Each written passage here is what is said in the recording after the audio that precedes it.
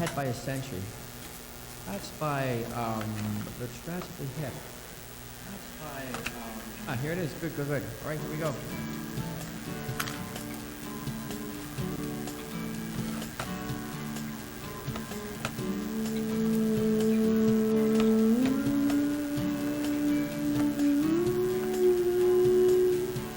First thing we'd climb a tree, and maybe then we'd talk, or sit silently and listen to our thoughts, illusions of someday, cast in a golden light, no dress rehearsal, this is our life.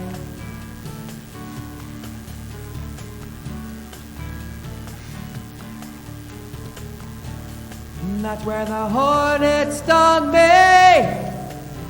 and I had a feverish dream with revenge and doubt. Tonight we smoked them out. You are ahead by a century. You are ahead by a century. You are ahead by a century.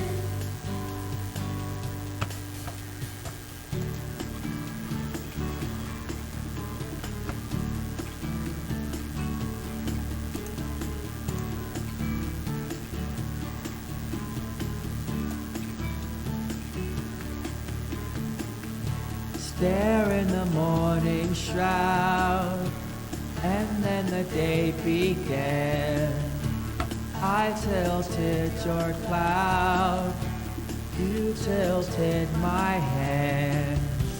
Rain falls in real time, and rain fell through the night.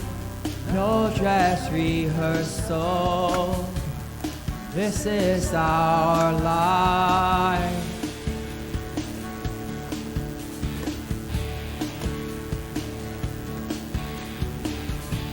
Well, that's when the hornet stung me, and I had a serious dreams with revenge and doubt. Tonight we smoked them out. You are ahead by a century. You are ahead by a century. You are ahead by a century. You are ahead by a century. You are ahead by a century. You are ahead by a century. And disappointing you is getting me down.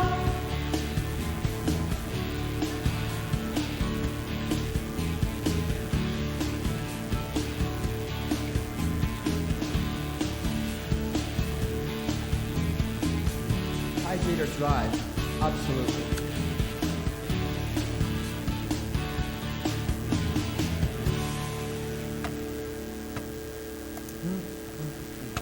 That is good.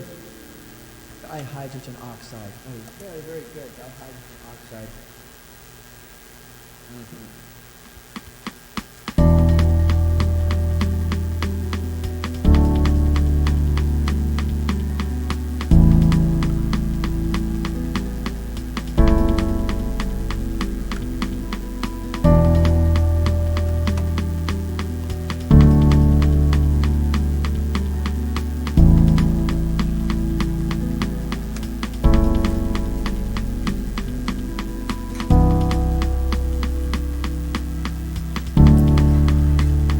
Morning. Good afternoon.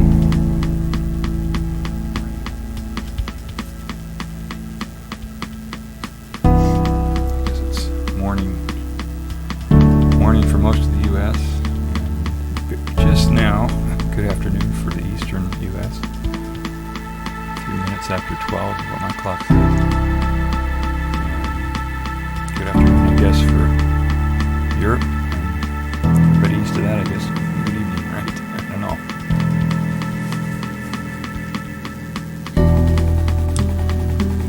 squirrels never get tired, do they?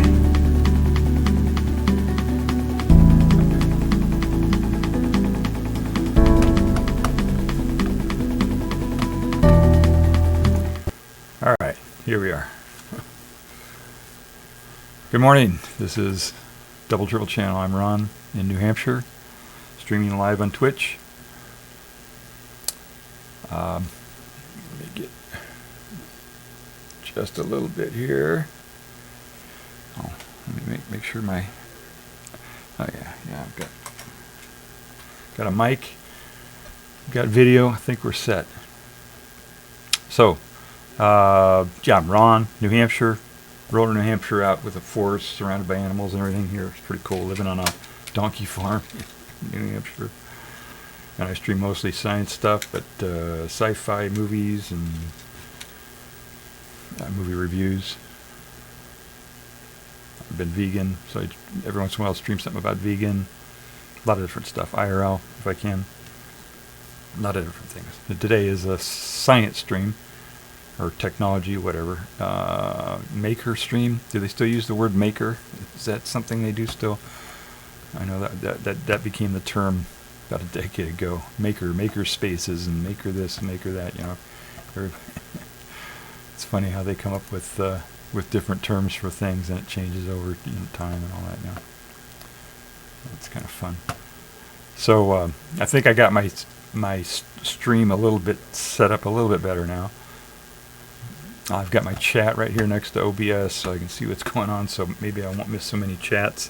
Before I had to have a chat on another computer, and I didn't look at it all the time. And one stream, somebody said hello, and I didn't say anything back to him for about an hour later.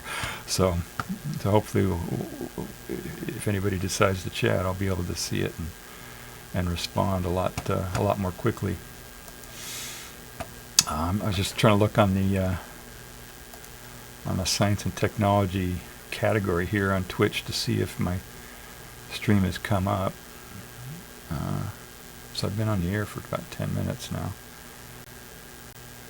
and I don't see it anywhere. So that's kind of interesting. So that didn't take them long to blacklist me. Interesting.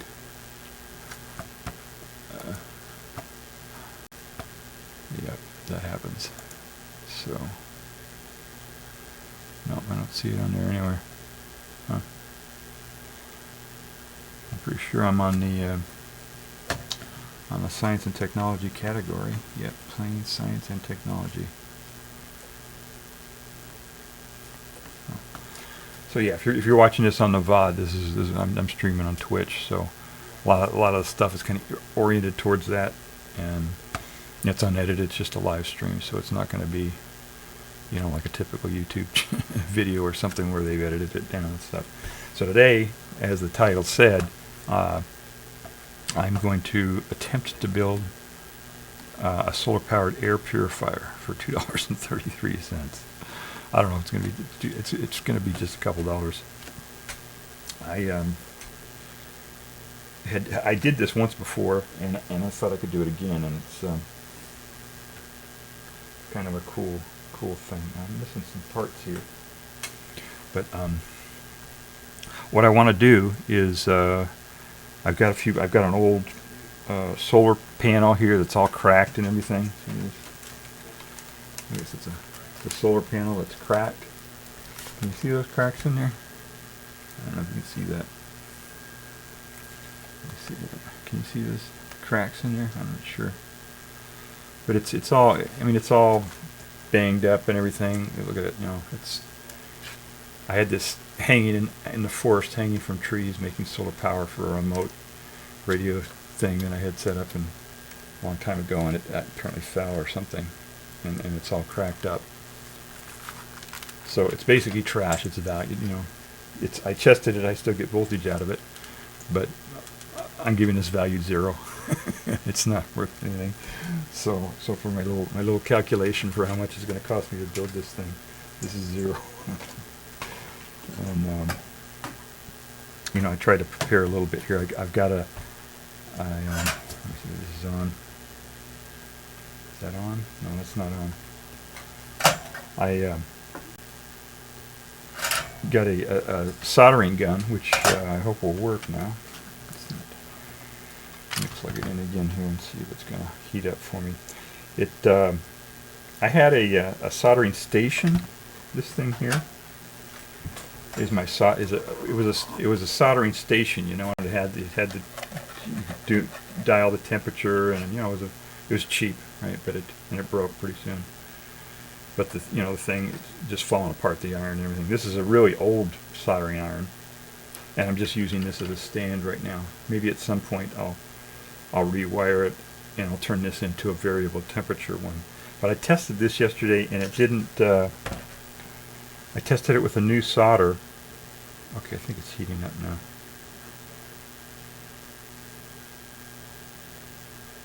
Yeah.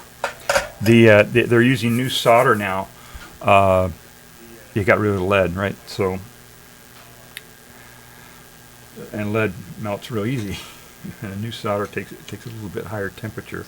And this soldering iron wasn't getting up to enough temperatures.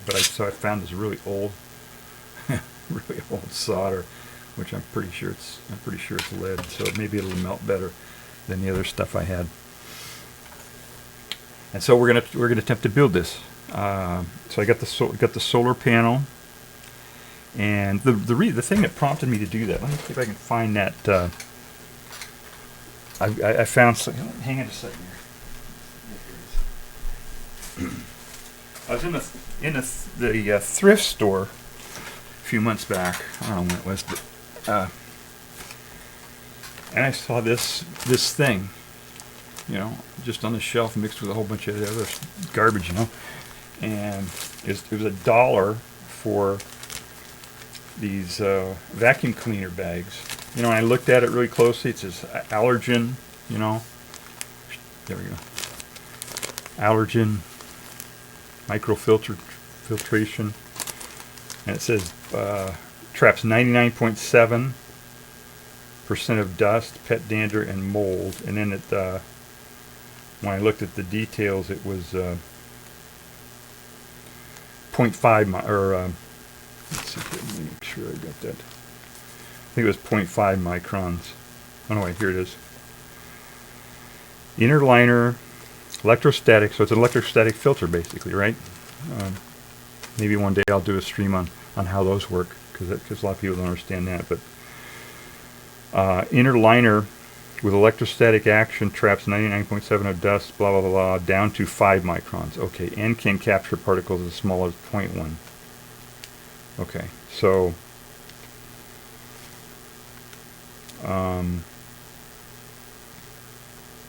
so this is probably like an N95 or something, right? Or maybe not quite an N95, pretty close. But if you run enough air through it, it'll eventually clean the air, right? So and so I said, okay, I can use these things, $1 for 3 of these bags. I mean, you know,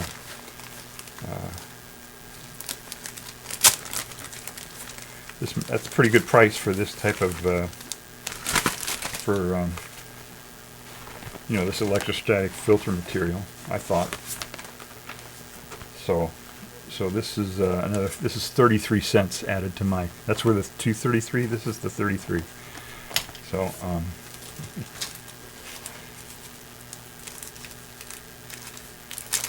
so I said, okay, we can make a air purifier out of this somehow. So the other thing that we need is a fan, right? So we got this big thing here, and we can push air through it somehow and make an air purifier. So that's cool. And I've got these little fans here. I've got this is a CPU fan that I got at a garage sale, I think. There's a box of them. I think there are 2 boxes, a couple of these, and some mice or something in a box that somebody just had at a yard sale, or you know. So I'm guessing I probably paid not even $1 for this. Plus, they had a really nice heat sink and everything. So I just grabbed this, and then I had another one which I don't know where it came from. I think I just pulled it out of something that broke. You know what this? I think I pulled this out of an old DVR that I got that somebody set on the side of the road for free. So this is free. This one is free. This one's maybe $1. You know. So really, I'm pretty simple, right? All I got to do is, in this little filter bag here has a hole in it. Let's see here. Open this hole with finger. Okay, I'm gonna use my thumb instead. Maybe. Can you see that? See? So I'm gonna push that. There we go. All right. So it's a vacuum bag, right? You open it up, blow air in here, and it puffs out. So right, that's how you take the vacuum exhaust. It blows the dust in through the system and blows it into here, and then it comes out here, so that you don't just take the dirt from your carpet and spray it all over your house, right? It's got to go through a filter. So that's what this is. So all I got to do is take one of these fans, stick it on here, connect this to the solar panel, stick the solar panel in the sun. I got an air purifier for a couple bucks or whatever it's going to cost me. I thought that was pretty cool. So that's what we're going to do today. Shouldn't take too long. Let me see where we're at on this thing here.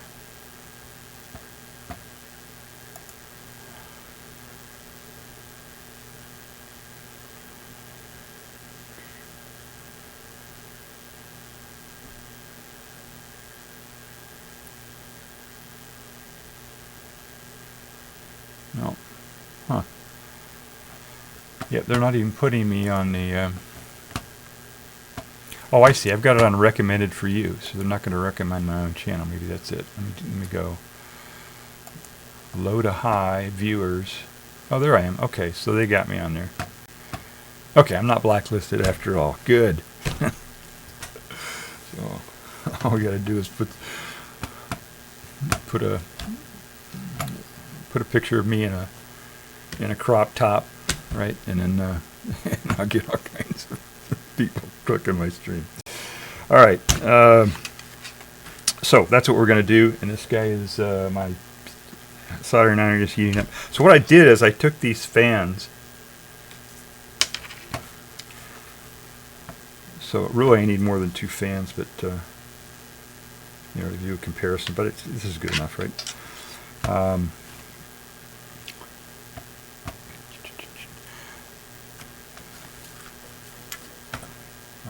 So,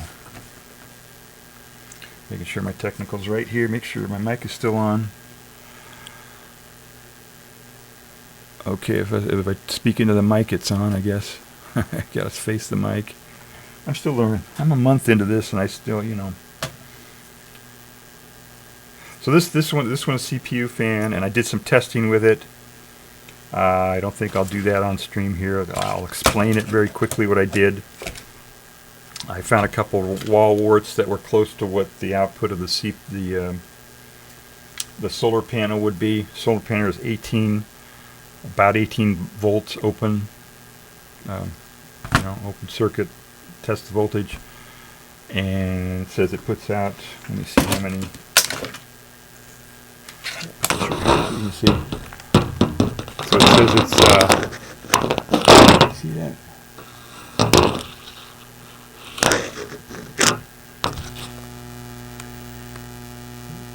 Light there. So it's it says 3.2 watts, 18.8 volts, and 170 milliamps. So it says it was built in China in 2002. Where these actually came from was you know, when they ship cars over on the boats from, you know, wherever they build them, they put them on a boat and send them somewhere else. And while they're in transit, they don't want the batteries to go dead, because they're just sitting on a ship somewhere where nobody can reach them, and they're just, you know. So what they do is they stick these solar panels on the roofs of the cars, and then these came with a little cigarette lighter plug, and they just plug it in, and it keeps the battery of the car charged up. And I would actually use those for that. Car I have now, I get an electric car now, so.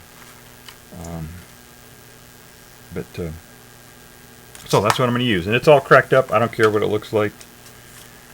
Placing it in my backyard where nobody will see it, and so I really don't care. And the weather will get to it eventually, but I don't. It's worth nothing anyway to begin with, so I'll just replace it with another one if it wears out. So it's not that big of a deal.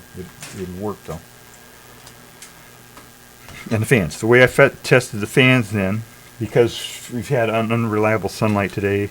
It's been cloudy, and I actually started this stream early because I wanted to. We've got maybe a couple hours here where we're going to have enough sunlight where I might be able to get these fans to turn with the solar power. But I found a couple wall warts. These wall warts. They're the old style transformer type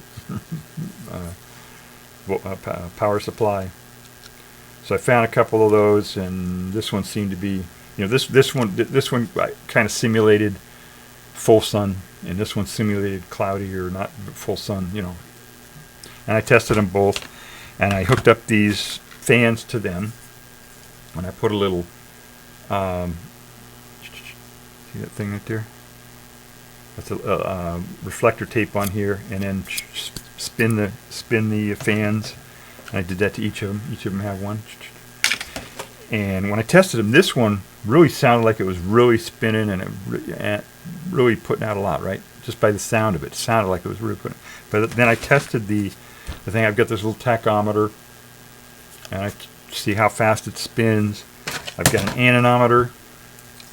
Put this in front of the air blowing through it. And I can see how many kilometers per hour that it's blowing. And it turns out this guy won, right? The bigger one won. That's the way life works, right? The bigger guy always wins. But it didn't make as much noise. And again, it's just quieter. This one here has got straight fins on it. I don't know if you can see that. They're just straight. They're not curved very much, and they're pretty deep. And it's a smaller area. So it made a lot of noise, basically, is what it did. It wasn't that it was spinning faster, moving more air. It just made more noise than this one. This one's really quiet, which is an advantage also, right? This thing's going to be running, in an ambient room, whenever the sun blows, shines. You don't want it making a whole bunch of noise and stuff. So that's cool. And you see these fins are curved. And they've got some kind of super, computer design shape. I don't know. Who knows what it is. But it's quieter, and it blows more air. So, that's what I'm going to go with. This one, I don't know in terms of... this one says it takes 0.23 amps, 230 milliamps. This one takes 480 milliamps.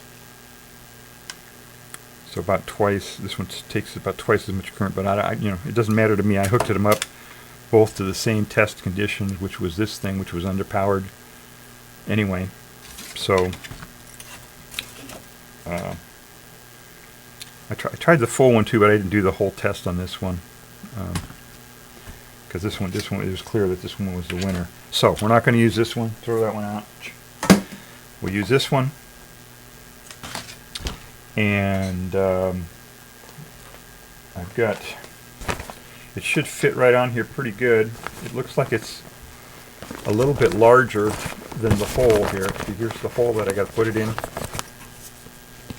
So the fan might be a little bit larger, so what I'll have to do is take this hole and cut it a little bit to make it a little bit larger. And I'll just take this and, glue it on there with some glue stick. And one more thing I got to add on here. I found this wire here. I don't know what I had used it for in the past. I forget, but I had done a shitty job here of trying to splice it. Whatever I have no idea what I used it for, but it's a used piece of wire, so maybe that's free too.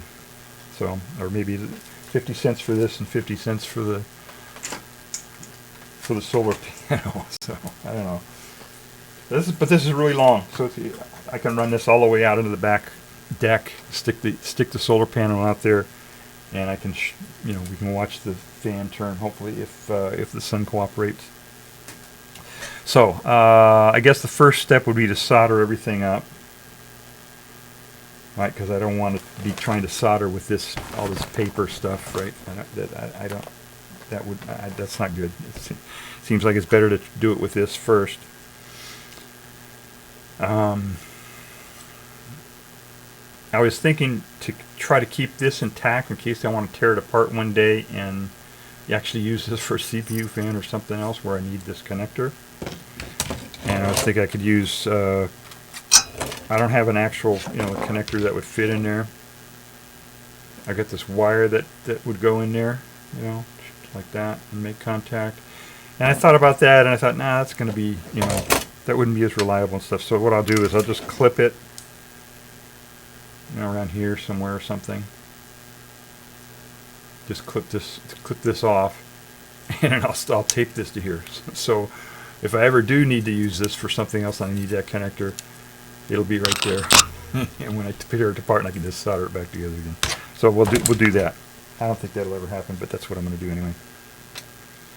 And yeah, so that's it. So soldering iron is making a lot of heat here, so maybe it's ready to go. All right, let me see if I can find my tools here, and we'll get started with this right away. Okay, no chat, no viewers. No, I got one viewer. I think it's me. I got the solar-powered air purifier. Huh. Now, if I did that high to low, excuse me just a second as I try to see how Twitch is working here. I've got it working enough now that I can use OBS, and I'm a little bit more confident in my OBS stuff. Understanding that it doesn't do what you tell it to do, but I figured out what it does do. What I have to do to get it to do what it thinks it wants to do. All right. So reset that and see what we've got. So it's just a picture of me on there.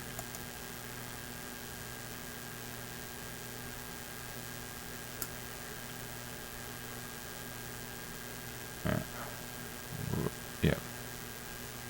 Okay. All right, so I guess I can clip this thing. I've got a long length here. Let me show you this. This is really, really long. I mean, look at how long this is, right? This just goes on and on and on and on and on. It's a really long piece of wire. So I think I'll cut it actually, quite a bit longer than I need. But this is, there's hardly any resistance in a wire like this. This is, I'll cut it right about here, right? And this is some sort of communication. I guess it's maybe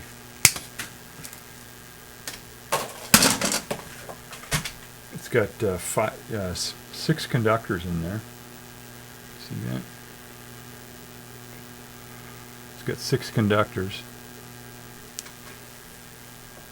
So it's and the conductors, I measured it. I took calipers and actually checked the thing. It's stranded wire, and it's 26 gauge, I think, or something like that. AWA or AWG gauge. And I looked at the chart, and it'll handle just one, just that size wire will handle over an amp. So I'm going to wire up, there's 6 of them, so I'll put 3 on plus, 3 on minus, so I got, should be way more than what I need.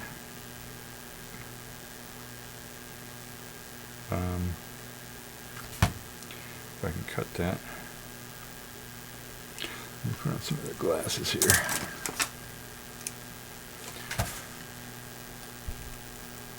So yeah, I can't use a regular stripper because this is another advantage to this. It's flat, right? So I can feed it out through a windowsill or something very easily.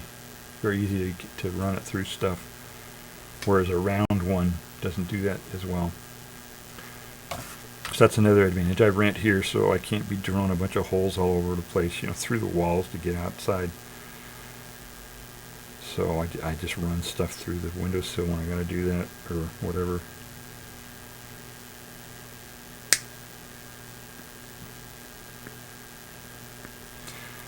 So I just gotta,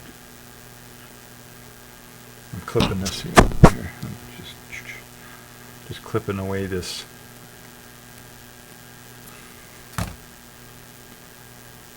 insulation. There we go.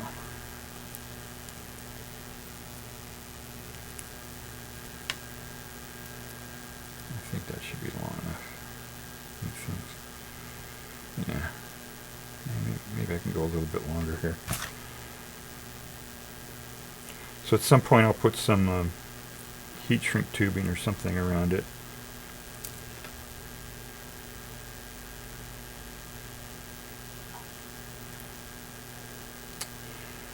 I screwed this up. I should have done this a little bit further to begin with. There we go. Alright, that's good enough, I think. Alright, so I'll cut that off. See that? Off in the corner somewhere. I'll find it later, I hope. And clip that. Alright, so we've got, so one of the three has a red in it, and the other one has a, we've got white, black, and green, and red, yellow, and blue, I guess. So I'll just take the 3 on this side and the 3 on that side. We don't need to, remember I did that stream on twisted pair and all that. There's no communication here or nothing. It's just electrons flowing through the thing. We don't care. It's nothing's going to interfere. You know, there won't be interference that will cause it not to work. So I don't need to worry about it being shielded or any of that stuff. But it's kind of, I should probably keep the, you know, instead of just mixing these, I want to put, you know, plus on one side and minus on the other side. That's probably a little bit better, just in case. And so I'll strip these down, and then I don't, you know, I've been doing this for a while, so I don't use a wire stripper. I just, you know, if you were going to do this, of course, you might want to use a wire stripper. I just use a regular old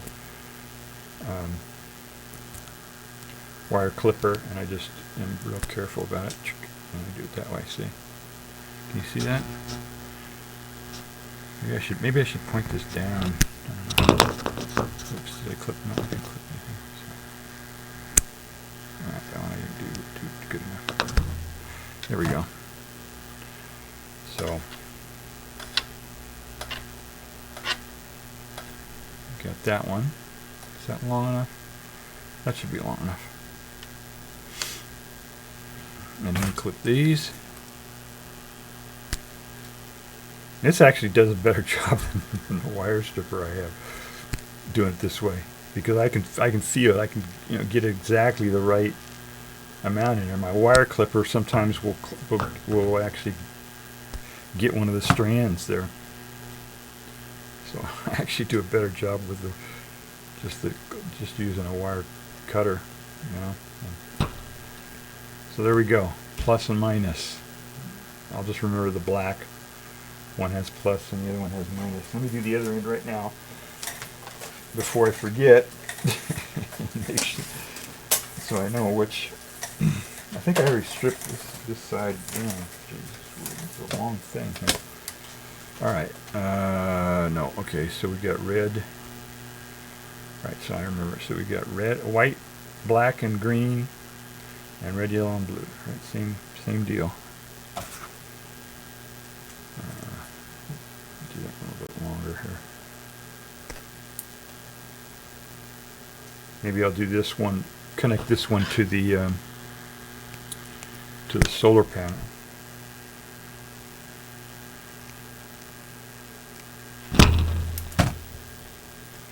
See, I didn't clip any of it. I didn't clip any of it or nick them or anything. Oops, is that missing one? No. Yeah, I got all of them. I got all the strands, and I didn't nick any of them or anything. So that just works better for me. Some of the I don't think this is small enough, but you can, if you get really fine wire, and you get good fingernails, you can sometimes strip them by just doing that. Just grab them with your fingernail. This one's a little bit too big. Oh, there we go. Yeah. See, you can. This one's a little tough. I'm going to use this. I'm going to use the wire clipper because these are a little bit. But you get much smaller than this. You can just use your thumbnail or your fingernail and just strip them that way. It's very easy.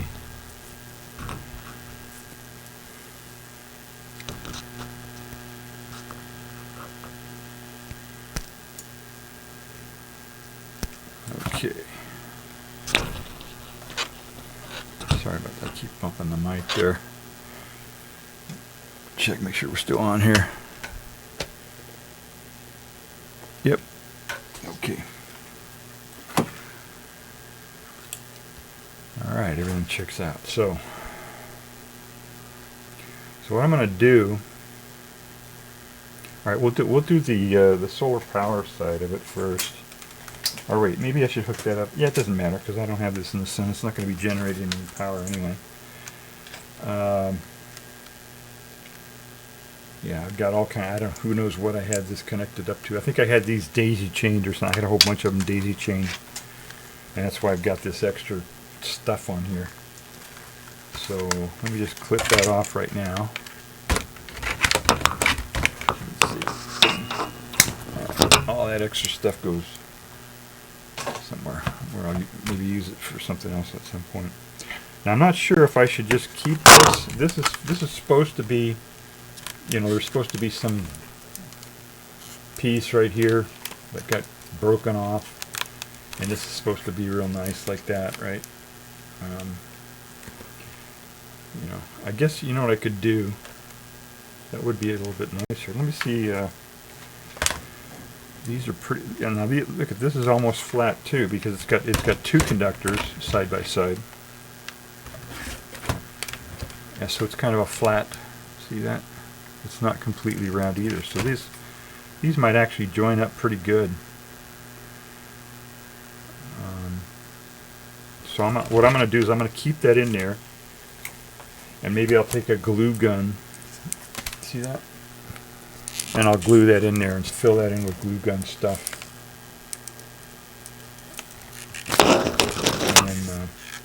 And then we'll solder that in. Yeah, when I get to the glue gun stage, we'll do that. But right for now, I'll just let me. I don't know if I can. Okay, we don't need these wall warts here anymore. I need my tools. I'll need my fan at some point. I'll just put that over there. And I'll just point this down so it'll be a little bit easier. I don't need that mouse. Alright, so point this down here.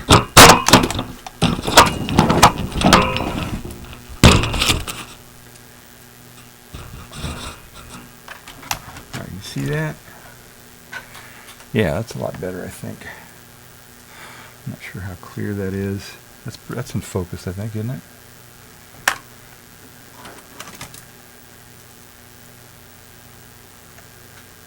Oh yeah, that's pretty clear.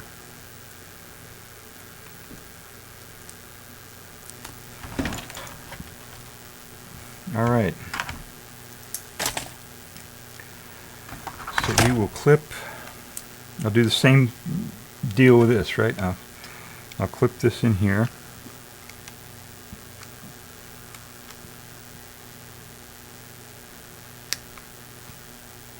Make sure I didn't accidentally clip any of the wires.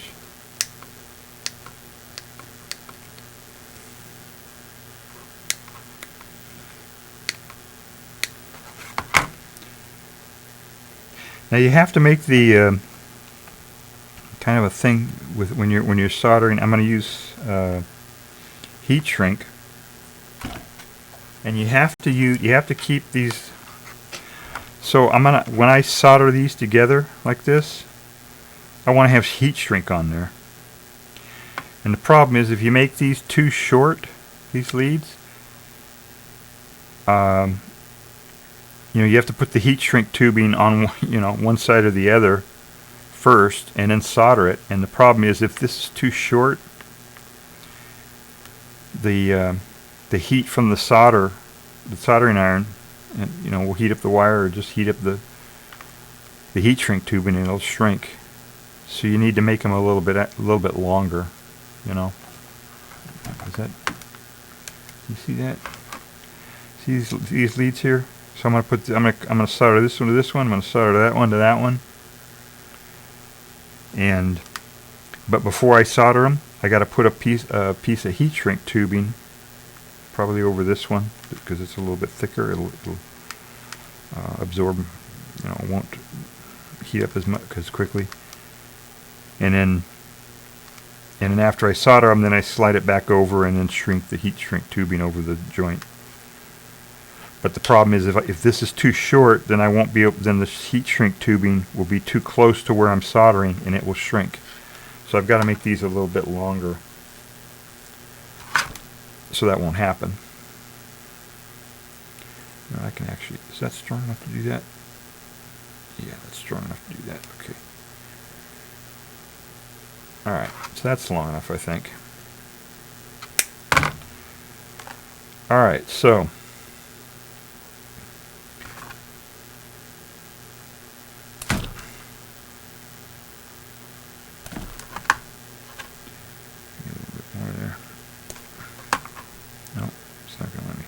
This is that kind of rubbery insulation. It's good for outdoor stuff. I don't know what the actual names of them are, but this is that kind of flexible, rubbery type of insulation, whereas this is the more plasticky type. Less flexible, and so I don't know. It's as long as I seal it up pretty good with that. Alright, so there we go. We got that. We got this. So I think we're ready to alright, let me I forgot to bring my heat shrink tubing out, so I'm gonna go get that really quick. Let me put this up here. Am I still in focus? It doesn't matter. You don't want to see my wrinkles anyway. Alright, so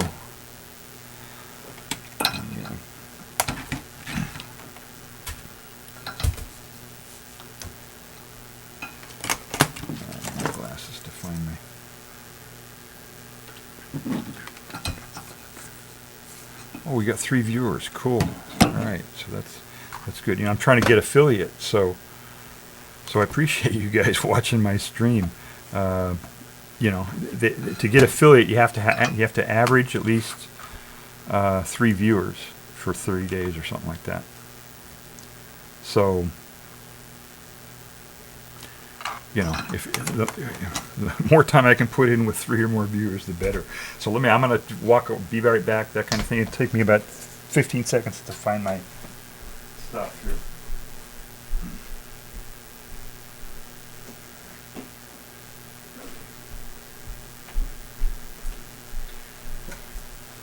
All right, so here's my box of heat shrink tubing. I've got lots of different sizes here, but for some reason the size I want is always missing. You know how that works. Let's see, this is probably too small for this. That size is too small, so I need something a little bit bigger than that. Oh, here we go. These are pretty good. Okay, that'll work. Yeah, that's a good size. Okay, I'll just use these.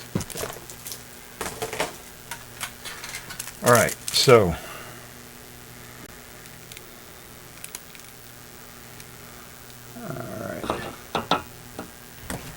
I got these little lengths of heat shrink tubing here. Oh, and I need one more thing, because here's what's going to happen, right? I'm going to take, let me explain this again.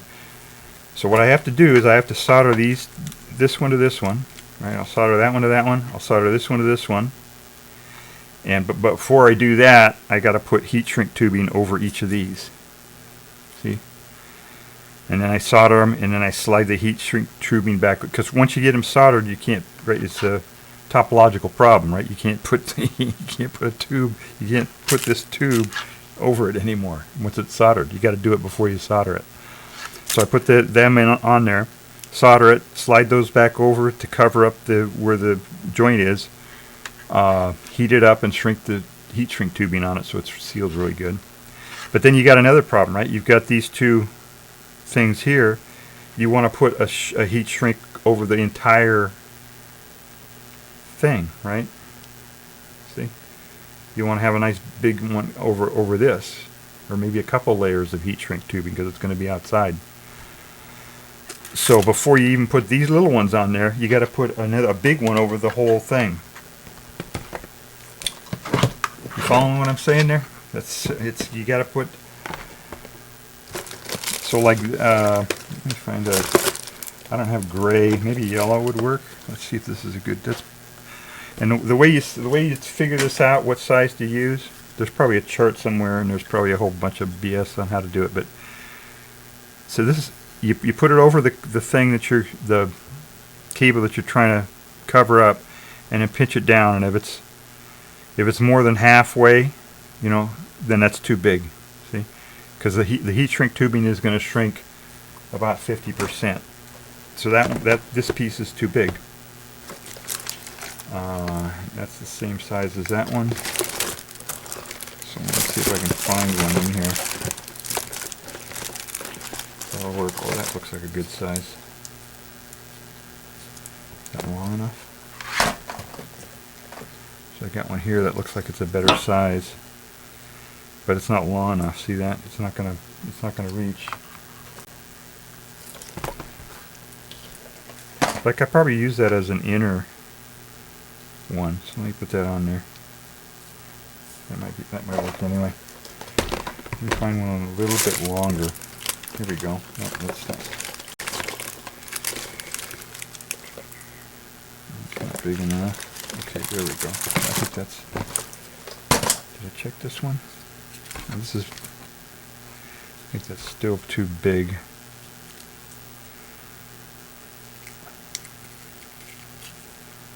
Is that? Oh, that's almost the right size. Let's find one a little bit smaller than that. Smaller diameter.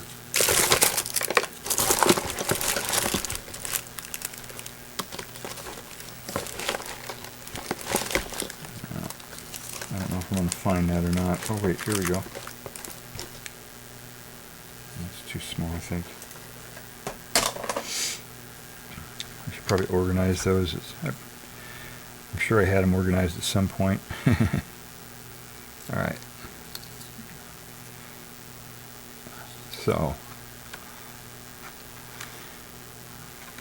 Okay, that appears to be. That's perfect. Look at that. See that? That's what you want. You want it big enough that so it'll easily slide on the thing, but small enough that when it shrinks it'll have a nice tight fit. And that one is perfect. Let me make sure it fits on this one too, which I'm sure it will be. These are almost the same size. And yep, that fits on there really good too. I guess, and let's see if it's going to be long enough. When these guys are soldered together, oh, that's not quite long enough. See that? Shoot. So now I got to find one this size. I got to find one this size that. See that? I'm going through my little thing here. So I got to find one this size, but a little bit longer. Maybe is that longer? That's a little bit longer. But it's a little bit bigger too.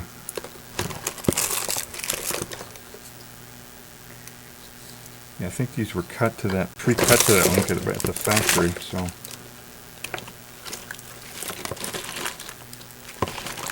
Oh, here we go. That's too big though.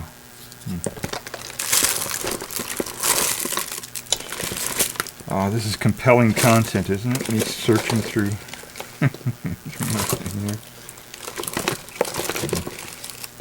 There's some clear one here. Is that the right size? No, it's a little too small.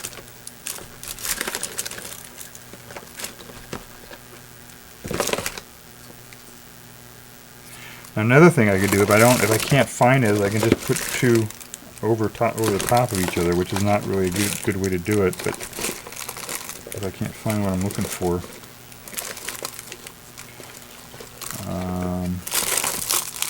you know what I'm going to do? I'm going to go ahead and I'm going to do that. I'm going to put. Here's how we're going to do it. So I've got that one on there. And I've got this one. Oh, I don't need that one, I don't think. So what I'll do is I'll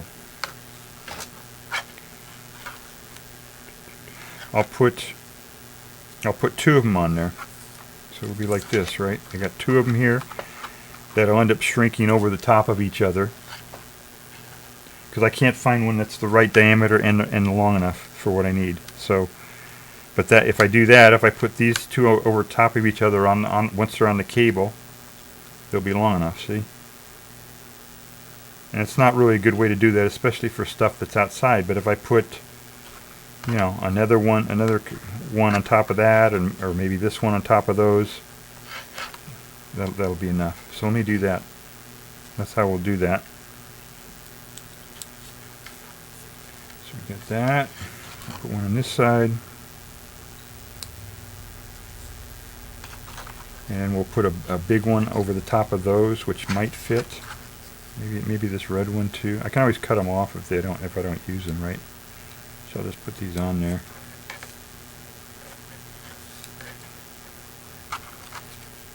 And this one will go over the top of all of them.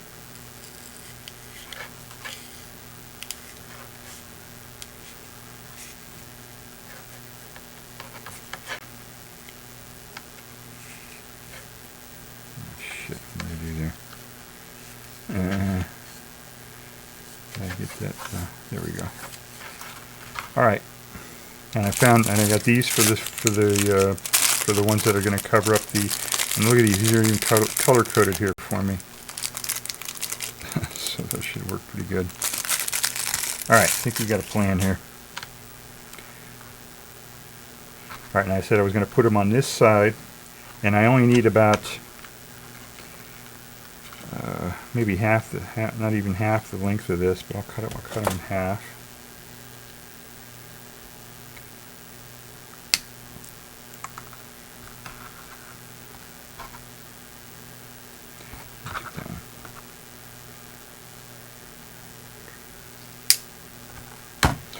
All right, so we put the black on the black and the red on the red. That's still kind of too long. I think that's gonna. Maybe I can clip a heat sink to that wire so it won't absorb the heat so much. I think I'll do it that way. Oh shit.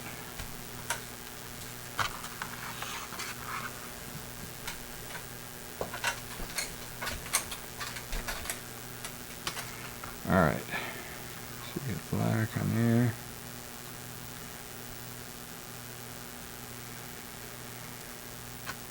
And there we go. Okay.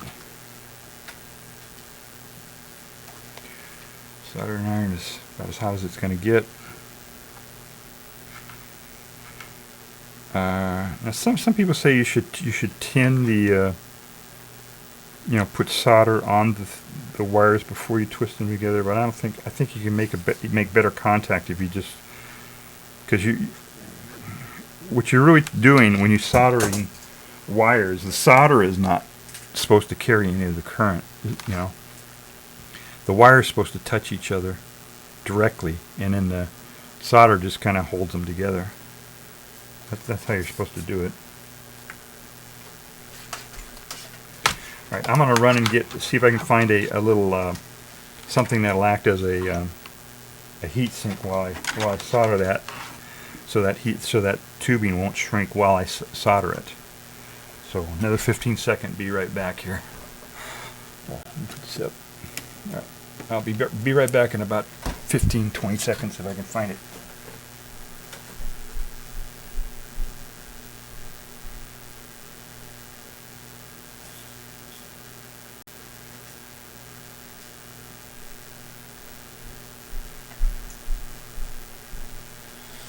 Okay, so I've got this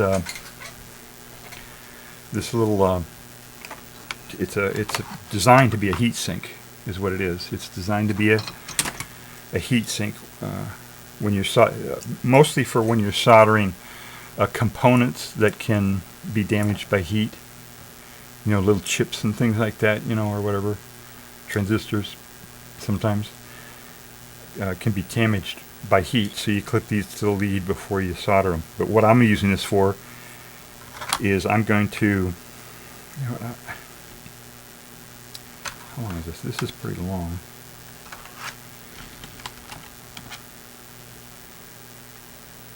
Yeah, I'm going to try this. I don't know if this is going to work or not.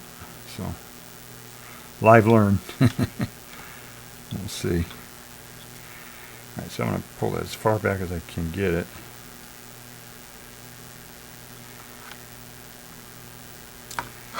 And hopefully, when I put the soldering gun on here, soldering iron on here, oh, I gotta change my glasses here because I can't see what I'm doing. You know, when you get really old, you'll notice when you hit about 35 or 40, it'll be harder to read. You know, and you'll get reading glasses somewhere in your 40s, probably early 40s. But then when you get even older, that's not enough. You got to have different size glasses for different lengths of what you're looking at. So close work, I got to use these really powerful ones, and then, you know, just looking at computer screen and stuff, I need another different pair. So it's, yeah, one of those things when you get old. All right, so I got these twisted together. They're making pretty good electrical contact, I think, there.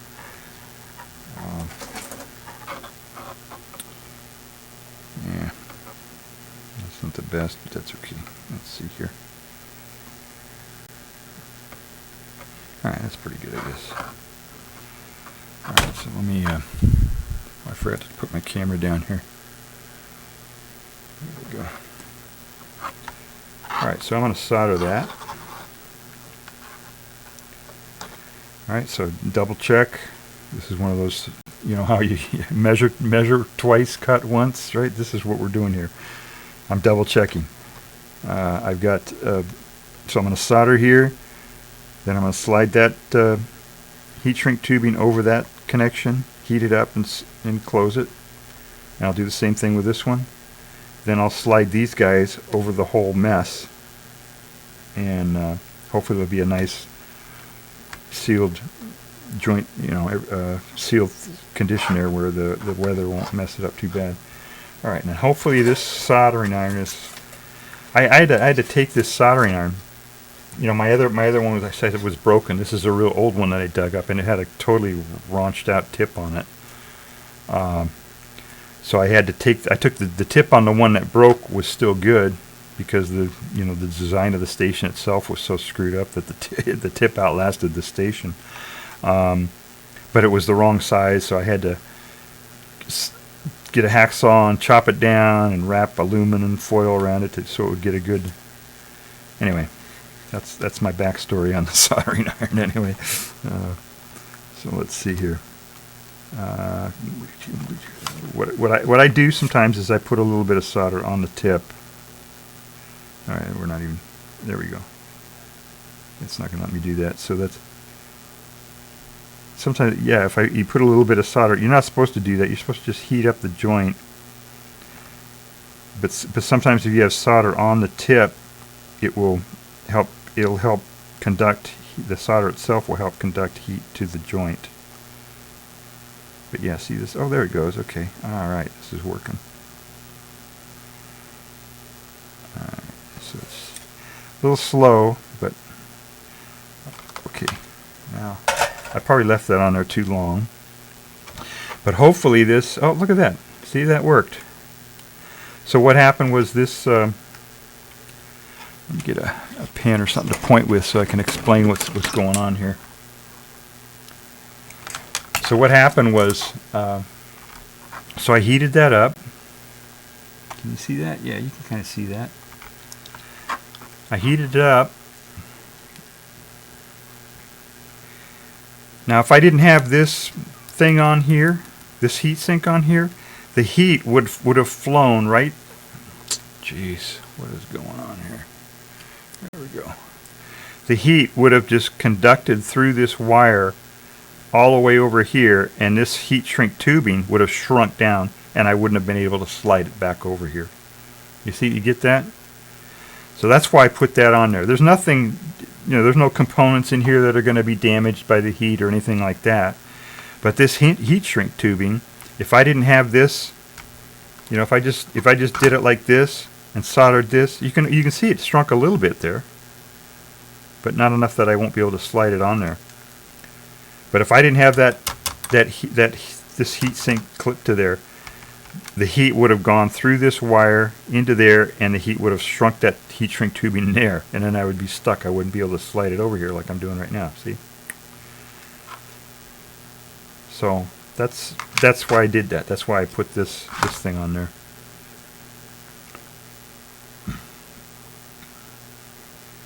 All right, so now we'll do the other one, the other lead.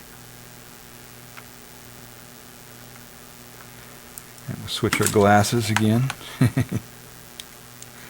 All right.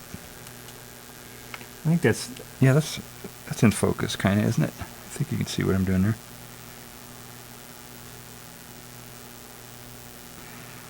All right. So we'll clip this to here, so it'll do its job again.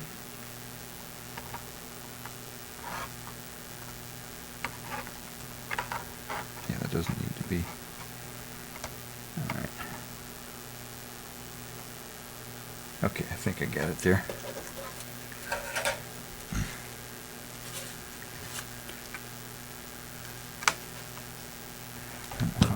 Yeah, you can see that. Alright, so I'll start heating this up here. This may not be... This soldering iron is just barely hot enough to melt this solder. It's really not too good, but that's okay. See, look at that. I'm putting the solder right on the tip, and it's not even... There you go. See, it's not heating up the wire enough to heat it, but I think once I get the solder melted to the thing, then the solder will help conduct the heat. There we go. See how that did that?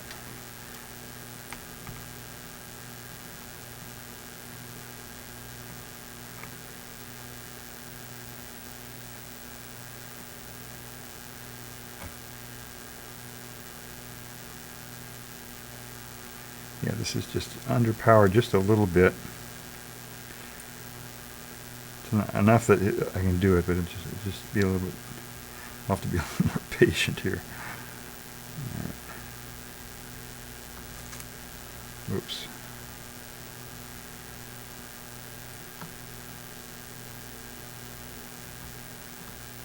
Yeah, you don't want cold solder joints, which is. So I'll heat it up a little bit more here. That is a little bit. It's not the best solder joint you can do, but that's okay.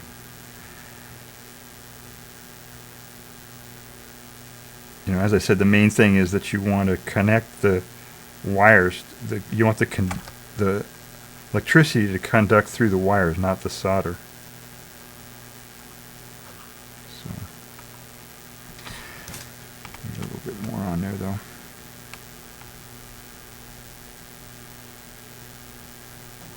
And I'm not using flux or anything. You're supposed to use... I'm really a lousy solderer, actually. That's one thing I just can't get. You're supposed to put flux on the joints and do all this stuff. And I don't do that. I just...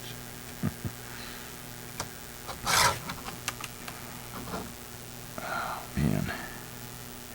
Yeah, the soldering iron is not good enough. I don't know. There we go. Okay, that got it. All right. Now, did I look at that? See that heat shrink tubing didn't even. If I didn't have this thing clipped on there while I was fiddling with all that, that would have shrunk right up. So that's good that worked. That's not very smooth there. Maybe I don't want any, edges that are going to poke through that heat shrink tubing and possibly short out, right? So, and I did have some kind of sharp edges there because that just did that lousy soldering thing. All right, so we got that, and I think, I could just use the soldering iron to shrink that tubing, but I'll do it the right way. I'll get a heat gun and do it the proper way, just so I show how to do it properly. Okay, yeah. I could just put this soldering gun underneath the heat shrink tubing and kind of do it that way. But that's, sometimes you touch it and it melts, and so that's really not the way you're supposed to do it. You're supposed to use a heat gun. So that's what I'll do. I'll go grab my heat gun and we'll shrink those two that I just did and slide the other ones over. Okay, another 15 seconds here. Sorry.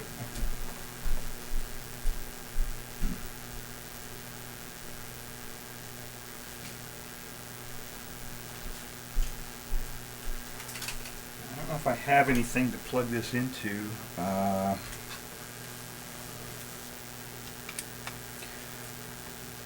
Okay, let me see here. So I got my heat gun here, but I don't know if I have a 3-prong outlet anywhere. I've got one over there. All right, I'm gonna move my soldering iron out of the way because I don't want to bump it and knock it over and burn something. So I'm gonna set this over somewhere safe for now. Another 10 seconds.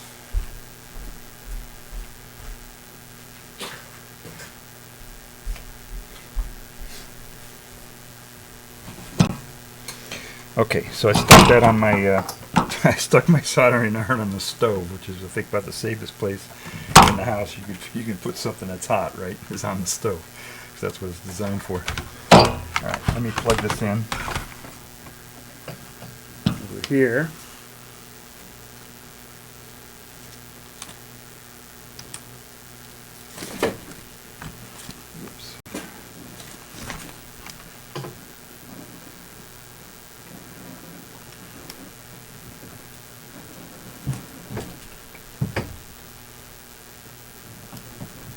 Okay.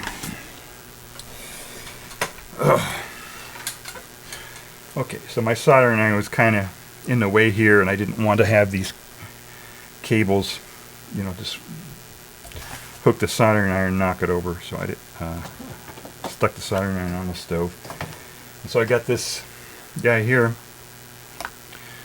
It's got two settings. I always use the low almost all the time, because that's all you need to do heat shrink.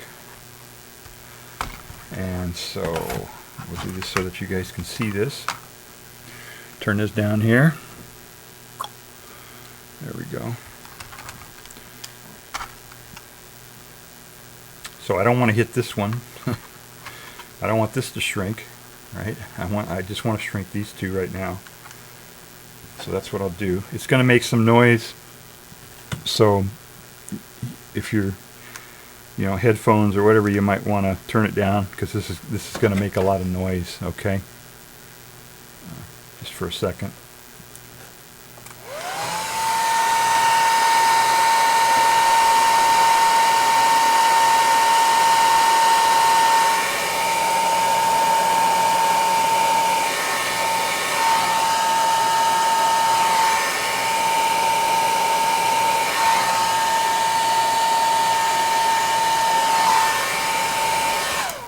Okay. So there we go. So we got this, they're soldered, the heat shrink on there really good. That's really pretty good. All right. So those shouldn't short out too bad.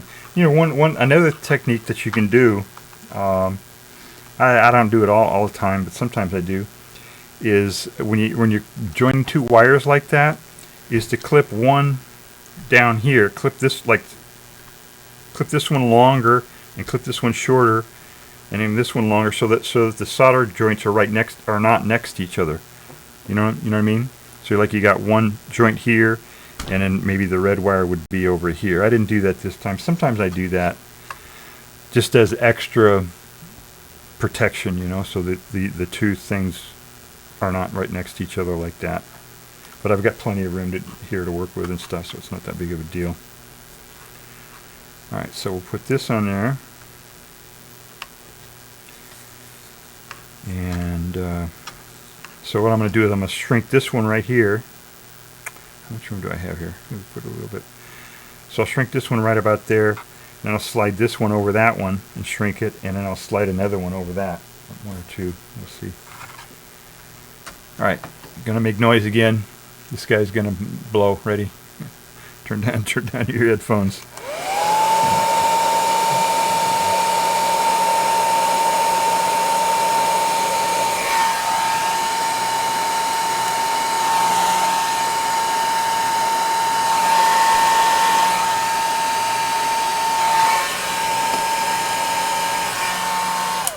Okay. So that did pretty good. So now we'll slide. I'll make sure that's cool enough so it doesn't actually. All right, there we go. So we got that one in there. We'll do this one over that.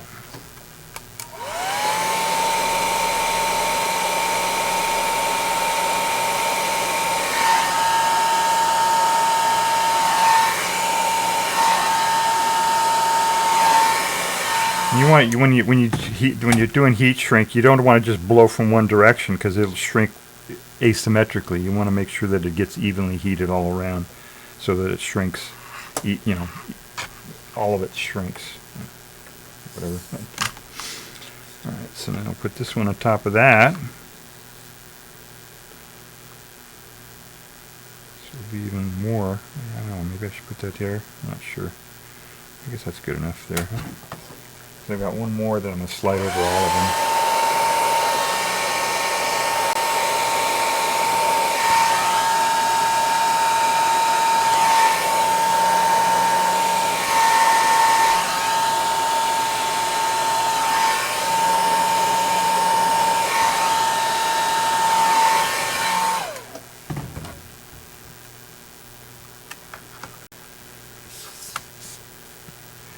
All right, so we got.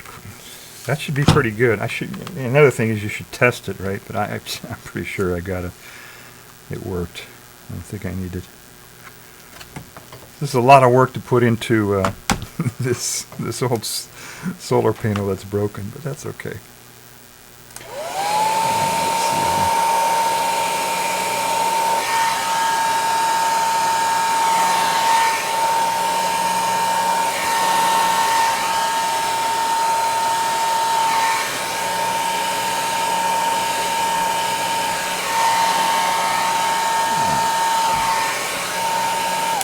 The larger, sometimes you get heat shrink tubing that's larger. See, that didn't even shrink all the way to close that yet. Maybe I can get that shrunk a little bit more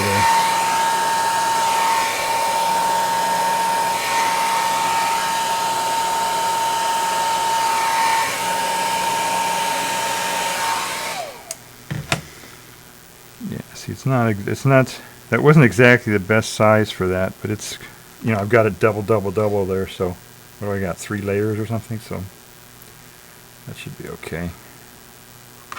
All right. I actually could slide another one over that, at the top of that, because the other end of my cable is still open, so, but I think it'll be okay. All right, I've got the other ones on the inside, that should be all right. So, okay, let's do some glue gun stuff now. Let me get my glue gun. All right.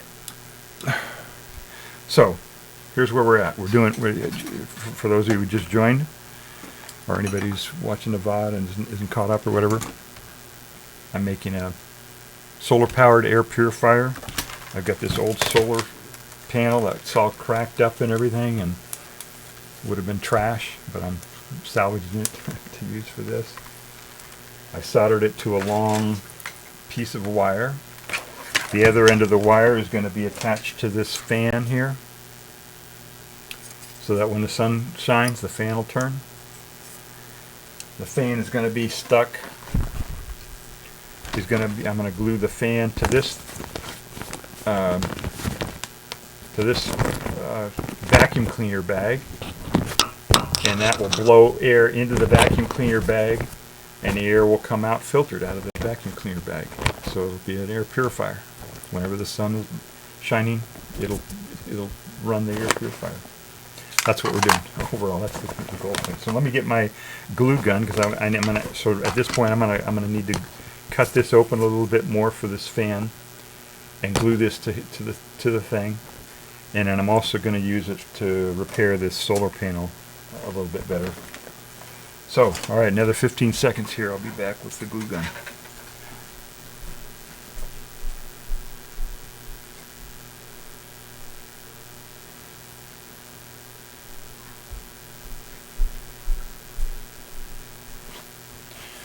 All right, so I got a glue gun here. This is a glue gun that I got at a dollar store. So I paid $1 for this glue gun. Can you believe that?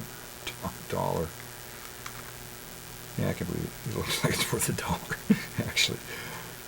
And also these little things. I got like a whole big packet of these things for $1 too. So it's they don't have dollar stores anymore though. I guess because of inflation, they've raised the prices at the dollar store. Now they're $1.50 or something. I forget what it was.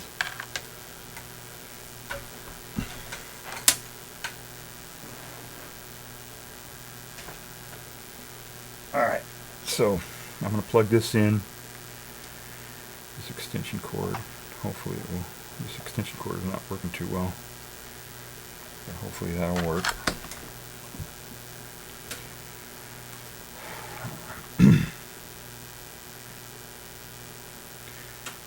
Set there for a second, see what comes on.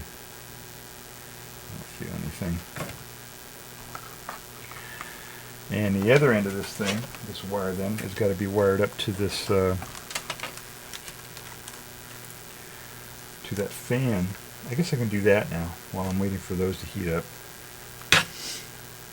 Although I'm going to have to heat up my soldering iron anyway. So I got the other end of this wire here, this wire that I just soldered to this to the solar panel. So we go all the way to the other end of it. Big long wire. I made it extra long because I could. I had enough wire, and the losses in the power over this wire is not going to be that much. You know, copper is a pretty good conductor. You know, you can go, you know, a mile or something, several hundred meters before it really makes a difference for this kind of thing. When you're dealing with signals and things like that, where it's changing very quickly and you've got waves traveling and all that, then it gets more critical. You know, the distance. But just this few dozen meters here or something of wire is not going to make any difference for this thing. Alright, so let me get my soldering iron again. It's heating up. Oh yeah, it feels like it's heating up a little bit.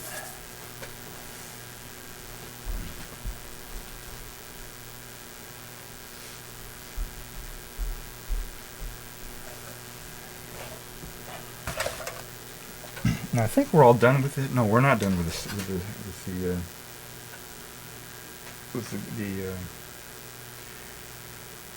The heat gun yet. So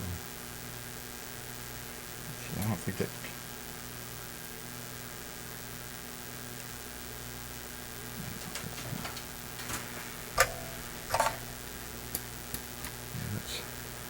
that heats up. All right. Any questions? I don't want to pull anybody out of lurk or anything. Lurkers are welcome for sure. I get it. I do a lot of lurking myself. You know, I'm from the generation where I grew up. Oh, here we do have a chat. Okay, cool. Oh, is that the plasma ball behind you? Yeah, that's a plasma ball behind me. Sorry. Oh shoot, you did that 10 minutes ago and I didn't even notice. Yeah, that's a plasma ball. Maybe one stream I'll do a show and tell of that. It doesn't work too well. I got it for free, or at a yard sale or something for $15 or something. And it doesn't actually work too well. There's something, maybe the gas is leaked out a little bit in it or something. I don't know. But yeah, that's what that is. It's a plasma ball. It's pretty cool when it's running. Lurking's good. Yeah, nice, no problem. Sure, yeah. No, chatting is good too. That helps. Something, I don't know. Twitch likes to have people chat in streams. I don't know. It's one of the goals. When you're starting out, they say try to get people chatting in your thing. I don't know if it helps the algorithm or it helps engagement. Right? That's a business thing for social websites and stuff. So, all right, I think this is heating up. You know what I can do? I can do a shortcut here. Here's another tip that I'll show you. Well, we still got a little more stuff we got to do here. All right, so what I'm going to do is I'm going to take this guy here, this fan. I'm going to clip this connector off of it. One of these is, there's actually 3 wires on this one. One of them is plus, one of them is ground, and this blue one here is a tachometer or something. I don't know what it is. It sends pulses to tell the computer how fast the fan is going. We don't need that, right? So I'm not even going to use the blue. I'm just going to use the black and the red. So I'll clip that. And I don't know how much. Just enough that I can have it.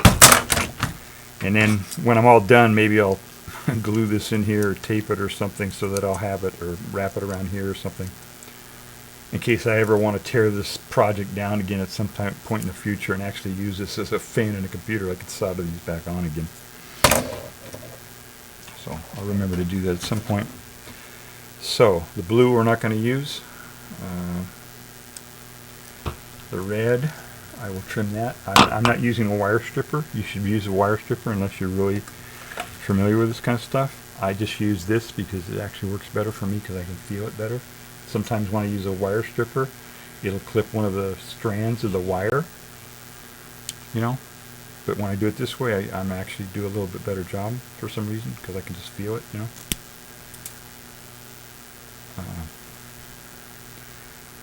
black. All right. So I think I did. Does that look? Can you see that? Is that blurry? Where are we at here? Here, I'll zoom in so you can see.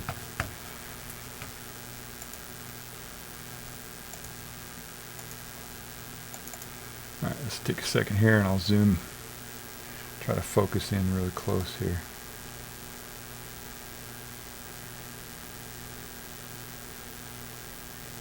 There we go. So I clip that, and see, I didn't clip any of the wires at all on that. It just works better for me to use a wire clipper, wire cutter. This one, see, it did pretty good too. All the strands are intact. So and you twist them. You know how to do this, right? When you're gonna connect 2 wires, if it's stranded wire like this, you gotta twist the strands like I did to make sure that. All right, focus. All right, so you got to twist those strands so that they so you don't have extra strands going all different ways and stuff. It's easier to solder. It's just easier all the way around. Okay, that's getting warm. All right, so the same deal, right? We're going to use some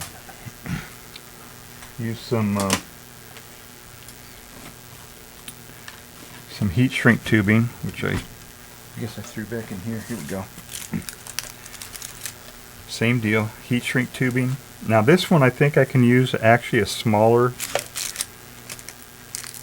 heat shrink tubing than what I've got here. I've got these little ones here that I use for the other one. But this fan wire here is pretty small. I don't know what that is, 14 or 16 or 18, I don't know. It's small, right, compared to that solar panel that I just did. It's smaller, so I think we can use a smaller size heat shrink tubing. Here, I'll turn this down so you can. So we'll go through here and see if we can find. Let me focus this up a little bit. There we go. All right. So I've got a whole big thing of heat shrink tubing. I'll find some that are. These are smaller. So maybe those will fit better. I'm gonna grab one here.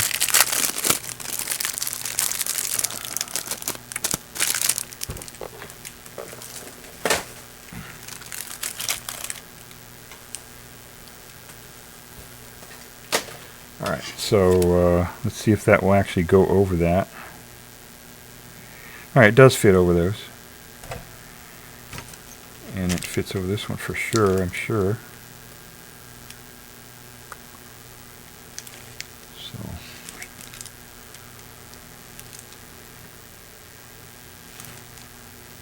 So that'll work pretty good. And I've got plenty of, you know, I got plenty of wire here, and so I don't need to do this trick again, right? I don't need to use this heat sink and all that, because I can just shove this guy on there.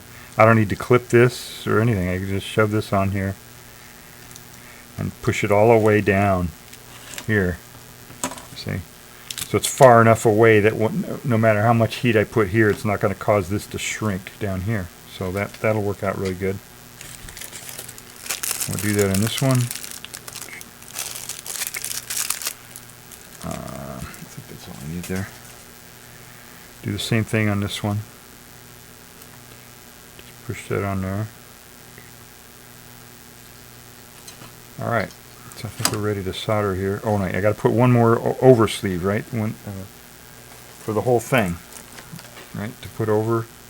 I mean, even though these wires are kind of be loose here. But I guess I want to put a sleeve over that a little bit. I don't know why. Just let's see here.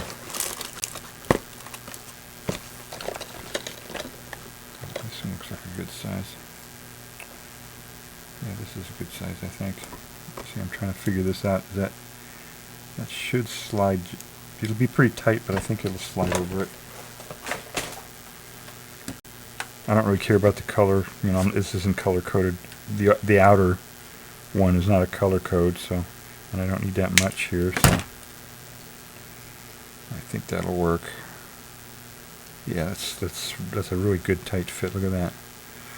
So it's about as tight as I can get and still be able to slide it easily over these things. But when I shrink it down, it'll shrink really tight, so that's good. All right. Got that. Okay, so double check everything. I've got those on there. I've got this one on there. This is going to be on the inside, so it's not like it's going to be in the weather or anything. I don't have to be as cautious or as thorough in making everything sealed, you know, really good and all that. So I'm going to check my mic here. Okay, I've got some. I don't know if you guys can hear that or not, but I've got some noise that's coming through. So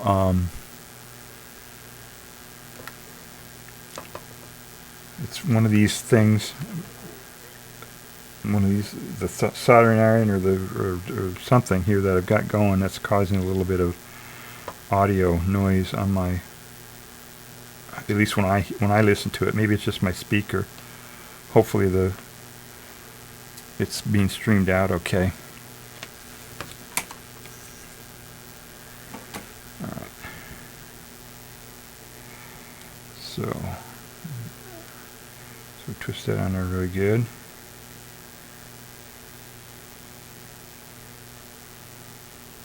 That's pretty good, I think. All right, so I don't know if this soldering iron is hot enough. It may not be hot enough. I'm going to do a little trick here. I'm going to use the heat gun to heat up my soldering iron a little bit better. Just because I'm getting, you know. Oh, warning!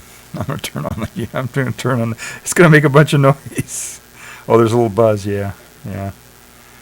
Okay. Well, it's one of these things. It's one of these devices. One of these heat things that I've got plugged in here, I think.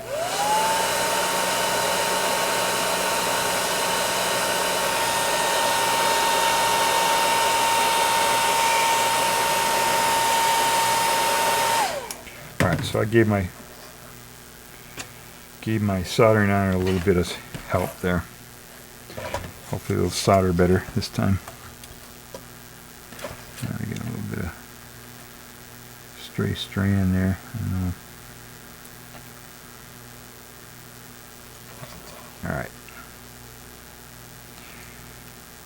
So first we'll just heat it up a little bit.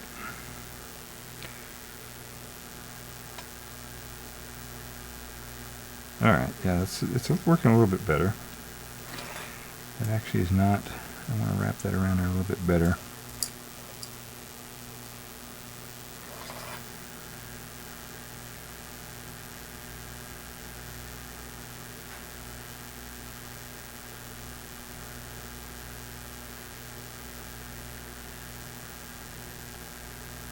So yeah, I'm not a very good solderer, so this is probably not. Don't do this. Whatever I'm doing, it doesn't work. So there are videos out there that explain soldering a lot better. So you're supposed to use flux, or this treat all this everything with this flux so that the solder will flow better and everything else. But what I do is I get enough solder melted that it makes good contact with the wire, and then we do it. There we go. Okay. All right, so that worked.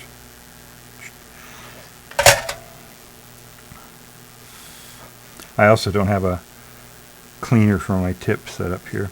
Oh, look at that. It didn't melt it. Did that melt it? No, that's okay, I think.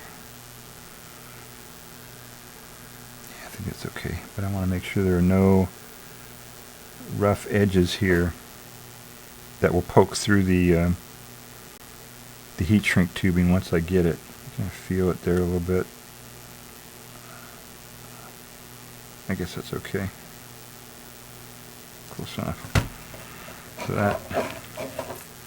So obviously this didn't shrink because I had it far enough away here. I was able to get this far enough away from that soldering, so it didn't.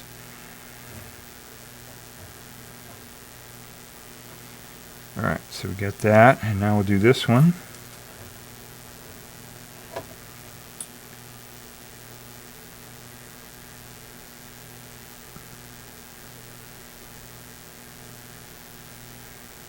You want to actually twist both wires, right? You don't want just one wire twisted around a wire that's not twisted. You know what I'm saying? It's like the double helix, type of thing, something like that. You want them twisted around each other, because if you take one wire and then twist this wire around that wire, then this wire can just pull right out. You want them both twisted so they have a good physical connection as well as an electrical connection. All right, maybe my soldering iron is still heated up here, so let's see if it is. All right, yeah, this will work, I think.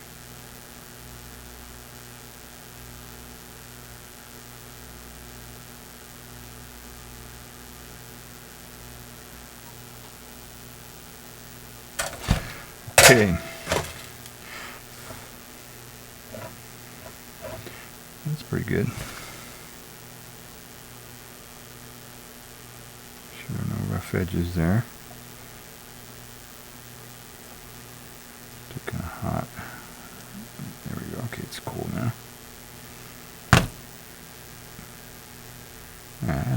Yeah, it's not the best soldering job, but it'll work. Alright, so now we got those on there. We've got this on there.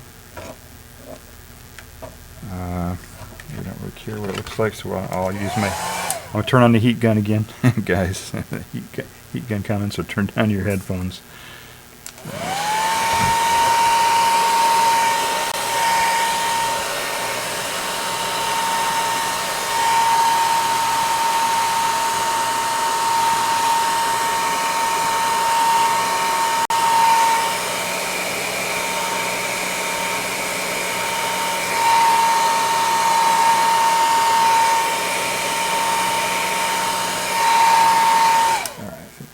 Good. So there we go. That's a pretty good connection there. Now what I could do is I could stick that solar panel out there. I think I got enough sun. I'll finish this off here real quick, and I'll put that solar panel out in the sun.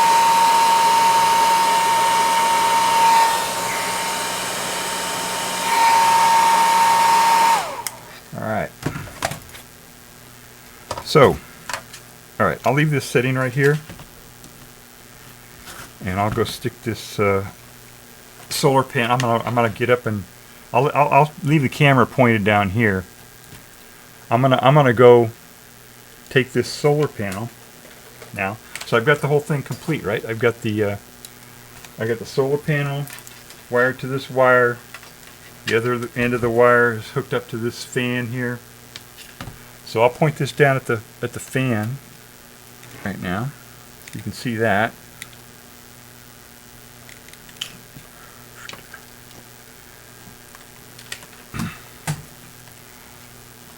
I'll try to do this here.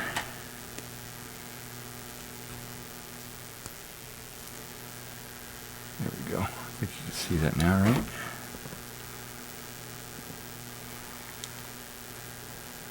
Now focus.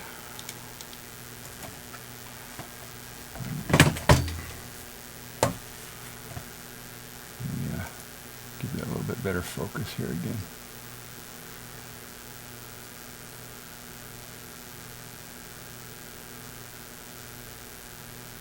There we go. Okay, I think that's pretty close. All right, so I'm gonna run out there and put this solar panel in the sun out of my back deck there, and then we'll see if it makes it run.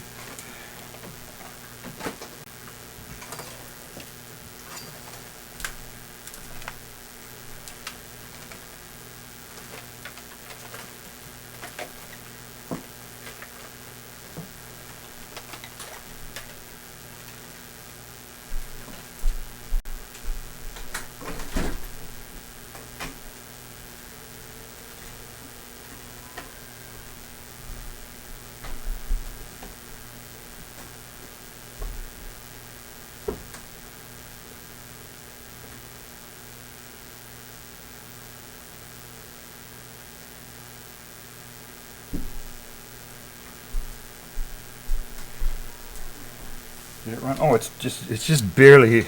It's overcast right now, so it's trying to run, but there's just not enough sun out there right now. It's overcast.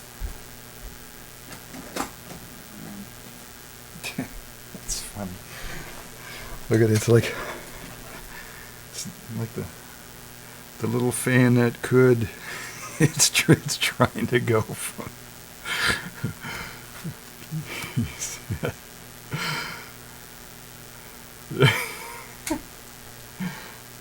Yeah, it's overcast right now, so it's just there's not enough juice there for it to go. It's just trying to go. That's so funny.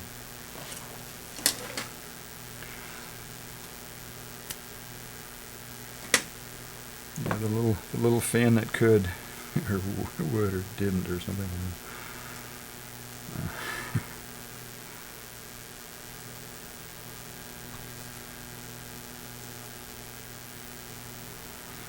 Let me give it a head start here. There we go. Whoops. Is it going to go? There we go. Hey.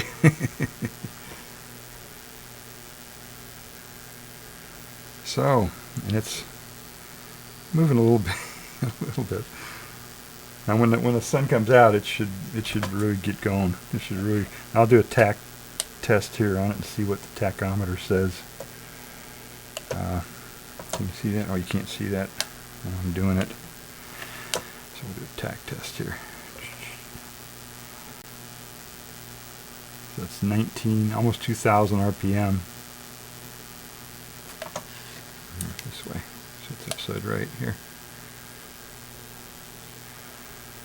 There we go. So yeah, that's almost 2,000 RPM. And I feel a little bit of a breeze on here. I don't think there's enough. Oh, so it's blowing.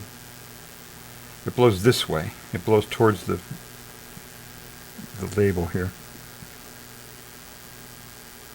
So I don't think I have a little pocket anemometer here, but I don't think it's blowing even hard enough to make this thing go. Let me turn this on.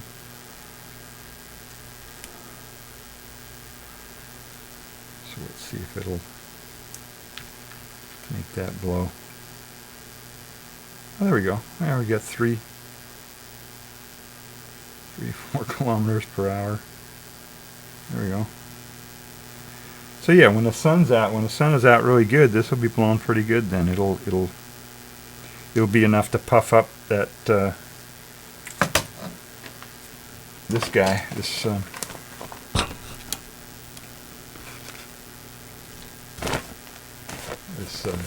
vacuum cleaner bag. I got three of them for $1. That's where the 33 cents came in the title. It says $2.33. Alright, so I think we're done with the soldering iron, right? I can unplug that. I'm not sure if we're done with the heat gun yet. Probably, but just in case. Alright, I'm gonna put this soldering iron in a safe place now again, so I don't actually knock it over.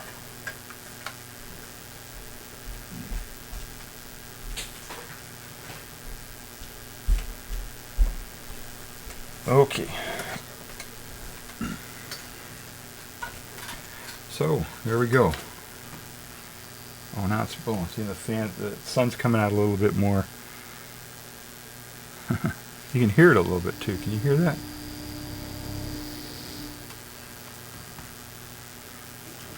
All right.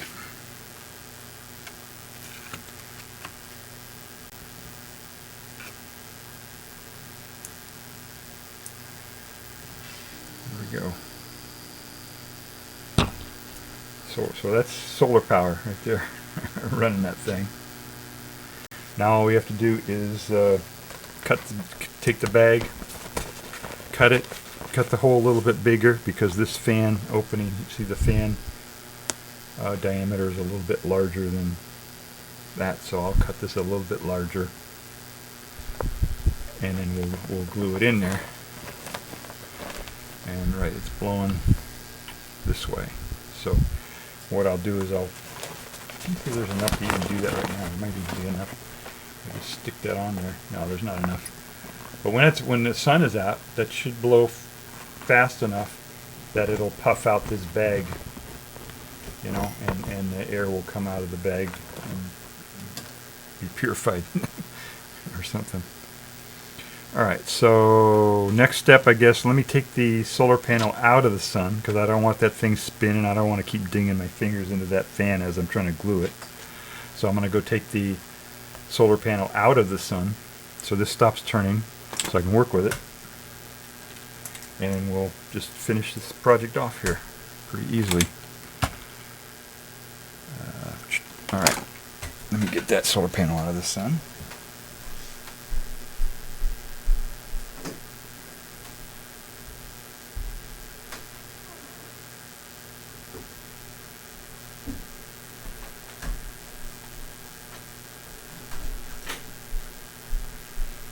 Alright.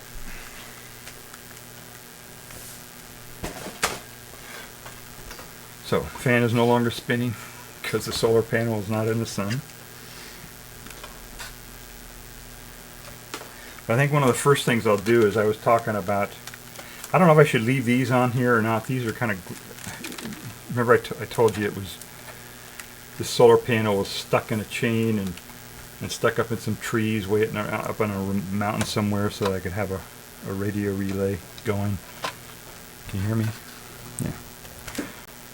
Project that I did over a decade ago. I set up a radio relay in a remote place that needed solar power because there was no power up there.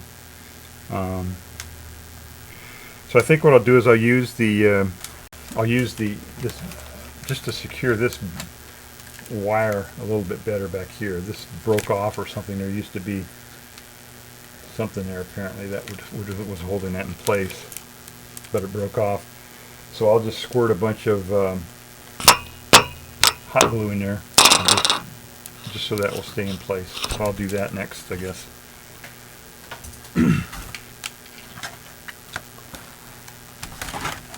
Let's see here. There we go. Alright, I'll turn this camera down so that you can see.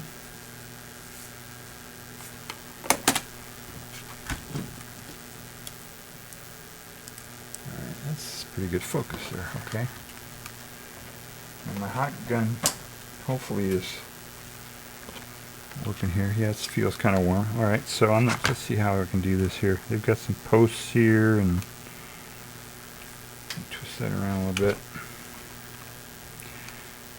Maybe like that. Maybe put those leads up over those posts, and then yeah, it didn't matter, I guess. Maybe it's just getting that in place. And maybe I could find a piece of plastic or something to stick on there too. And just stick some hot glue in there. There we go. Okay. So put that in there. And just glue that in place first. I should have cleaned that before I did that. It's probably kind of dirty, but oh well. Maybe a little bit more there.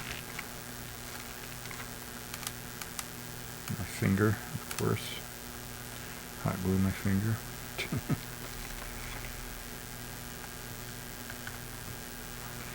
Yeah, I could find a little piece of plastic or something to push on there over the top. I really don't care that much. I don't want to put that much work into the solar panel. That's kind of whacked out anyway.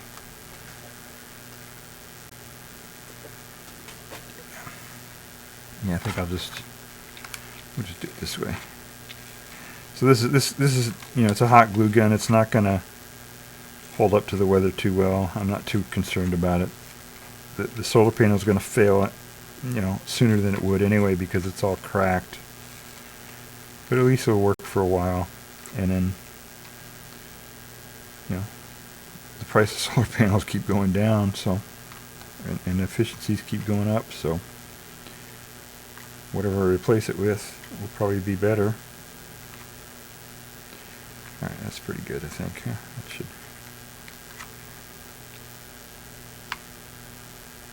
It doesn't look so pretty, but that's okay. God, I used up that whole stick out of the glue gun to do that. I'll have to get another stick. Alright, so let's wait for that to cool.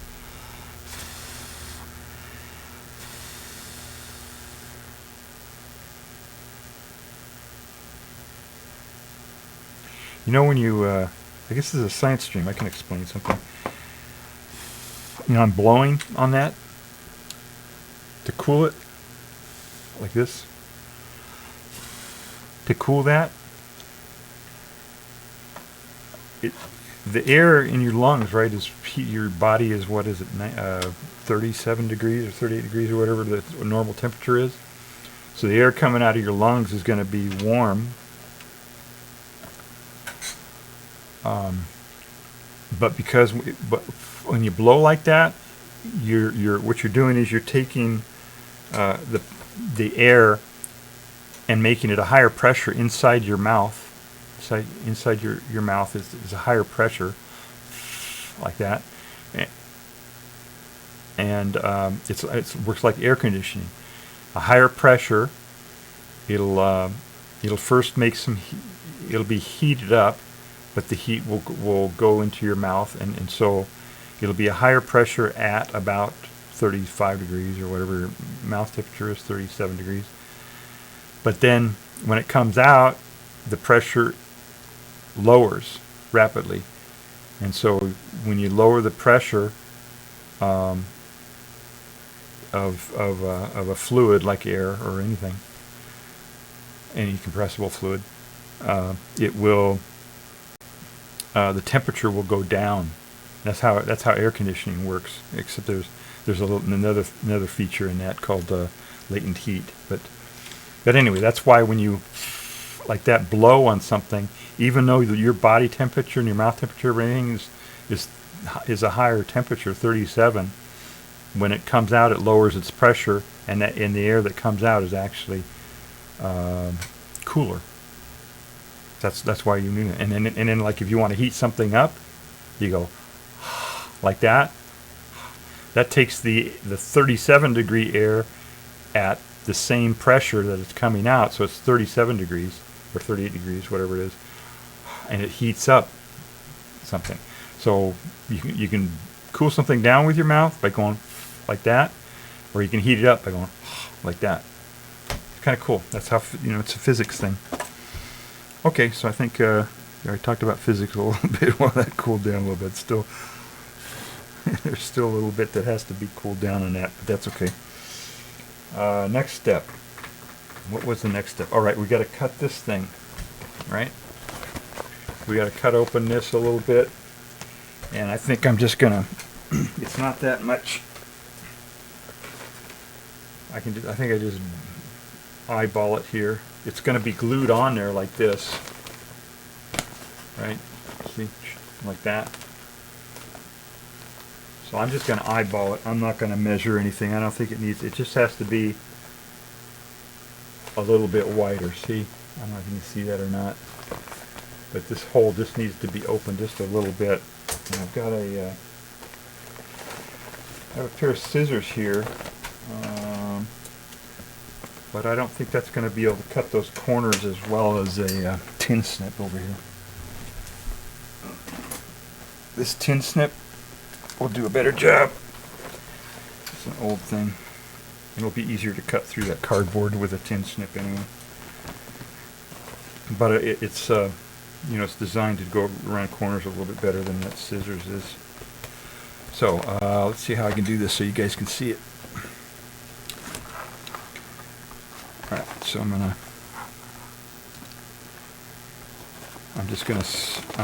didn't measure this or anything. I'm just going to cut it open a little bit larger. Doesn't need to be perfect. It'd probably be better if it was nice and smooth for the air flowing through it, to have less air turbulence. But that's okay, this will work. So I'm just going to eyeball it. I looked at it and it looked like it was about 1/4 inch or something, or I don't know. It wasn't that.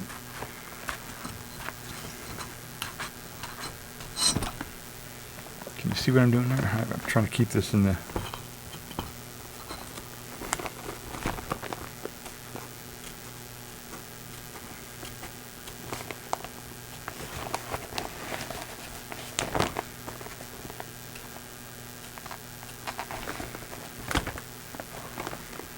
And I guess I don't want to go too much because this flange here, whatever it is kind of glued to the filter material, the electrostatic filter. So I don't want it. I want to make sure there's enough. I don't want to actually cut all the way to where it's not glued onto there anymore. All right, there we go. I think we got that. All right. So that's a little bit better. A little bit wider. It's still attached everywhere, it looks like. Okay, so I think that'll be a better fit for this fan.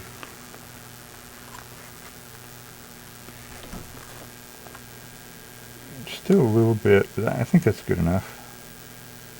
Right, I don't want to cut so far that it actually, you know, it's pretty close here right now. If I cut that too far, then there'll be a hole here. It'll cut past the point where it was glued here. See? So I'm just going to leave it like that. It overlaps a little bit, but you can see that. But that's pretty good. Yeah, that'll work, I think. And that'll give me plenty of surface area to glue the fan to it. So let's do that now, I guess. We'll glue the fan to that.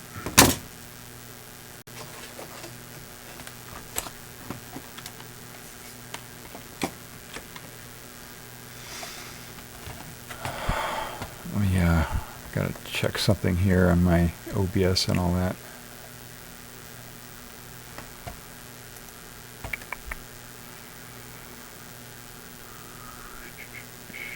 Let's see here.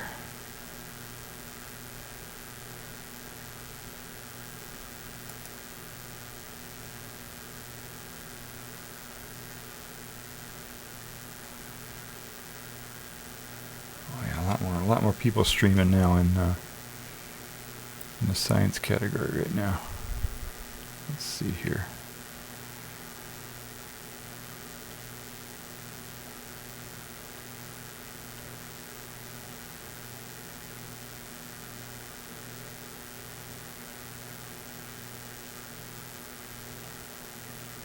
Oh, there it is. Okay. Okay. Alright, so glue gun. Alright, I got to get another stick of glue. Let me bring this back up again. I got to get another. I went through a whole stick of glue gluing that thing on there.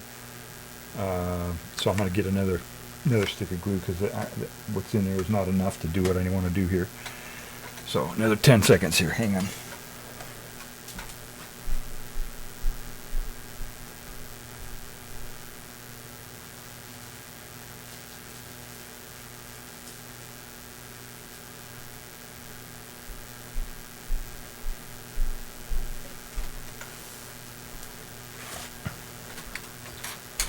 Okay.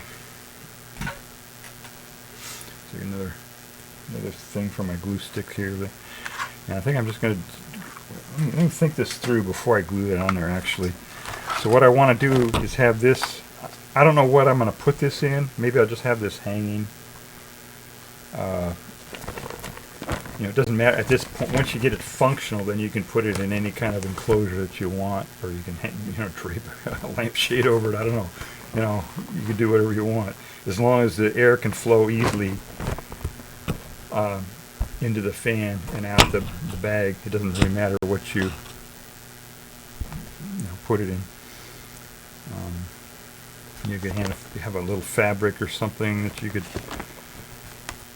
sew and put over it or whatever. I think I'm just going to have it hanging off of something. Maybe I'll just for now I'll just hang it off of this TV. So like a clothesline, clip. What do you call them? A clothes clip? What do they call it? I can't even think of the name now. Clothesline clip. I could use that, or I think I know exactly what I can use for this. Okay, another 10 seconds here.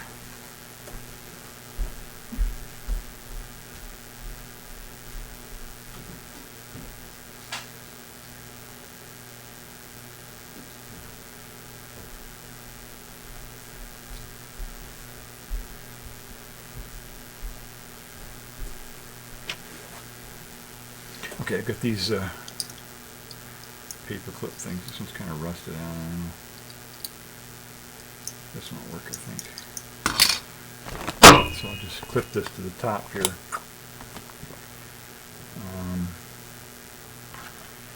And maybe have that like that. I can actually use that for strain relief. Actually, I could run the cables up here somehow and run them through that. Or tape them up there or something. That would probably work. Okay, so I think we got a plan here.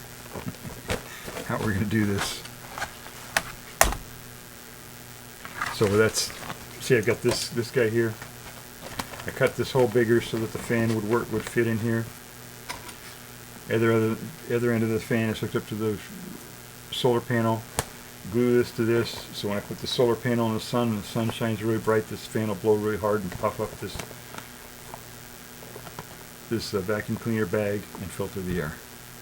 And I put this little clip here at the top of it, and maybe I'll run the wire up here and tape it here or do something to have a little bit of strain relief on that. So that's the plan. That's what we're going to do right now. So I'll glue that on here now. Turn this back down here. One day I'll get two cam. I actually do have another webcam. But you don't need to look at my face when I'm doing this, right? You can hear me talking and stuff. You don't need to see that. So, alright. So I determined that it blows toward this side, so I got to do it this way. And I guess I'll do it this way, so that the wires come up here and I can run them through that, or do something, somehow have that. Okay, so I think we got it figured out here. And this is not completely flat here, so I'll have to fill a little bit with this stuff, this glue gun stuff. But I think that'll be okay. I guess I put it on here first, and then stick it down on there. Huh.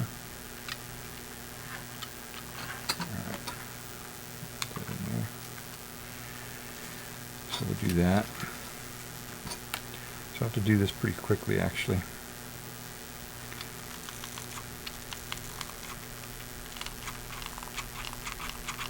Come on, man. There we go.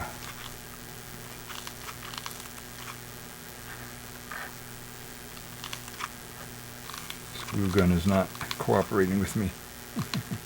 There we go, now it's going. Alright, so we'll fill that in as much as possible. Keep it hot. Yeah. That's my dollar glue gun from the dollar store. That's what I get for paying $1 for a glue gun. Right. Did I get that in the center? There we go.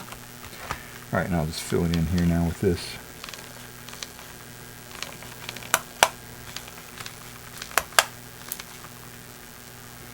I think what it is, it's not, I'm trying to feed that glue through this thing more quickly than this little glue gun can heat it up. I think that's what it is.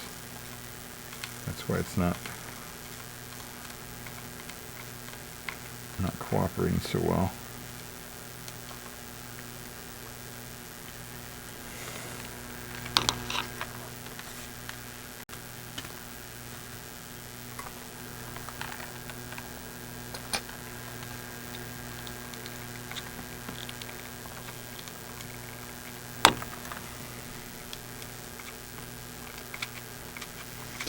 Yeah, this glue gun is just about had it, I think.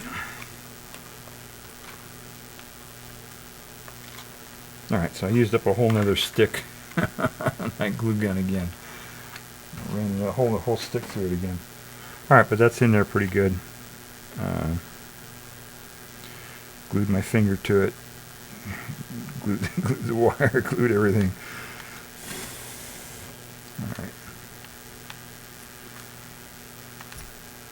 Okay, the fan still turns. That's good. Alright.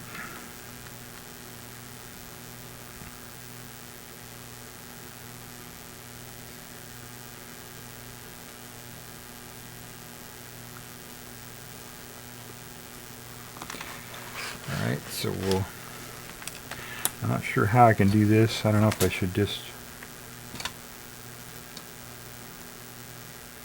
So I got these little clips here. I'll use a coat hanger or something to form a little hook that I can just hang it on something.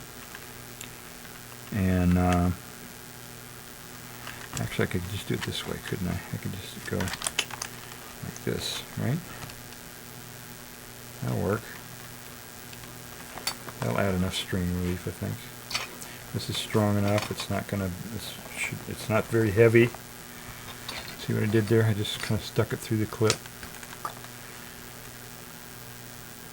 And this clip is holding that pretty tight.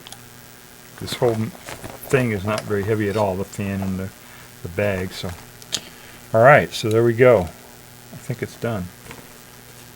All right, so I've got this, got the fan hooked up, glued to here. Cable's up here. There's a little bit of strain relief on the cable.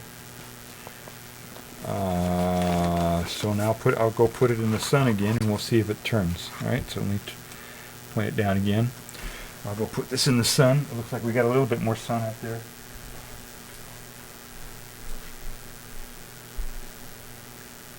Oops. Okay. So, solar panel. Gonna go put that in the sun and see if it still works.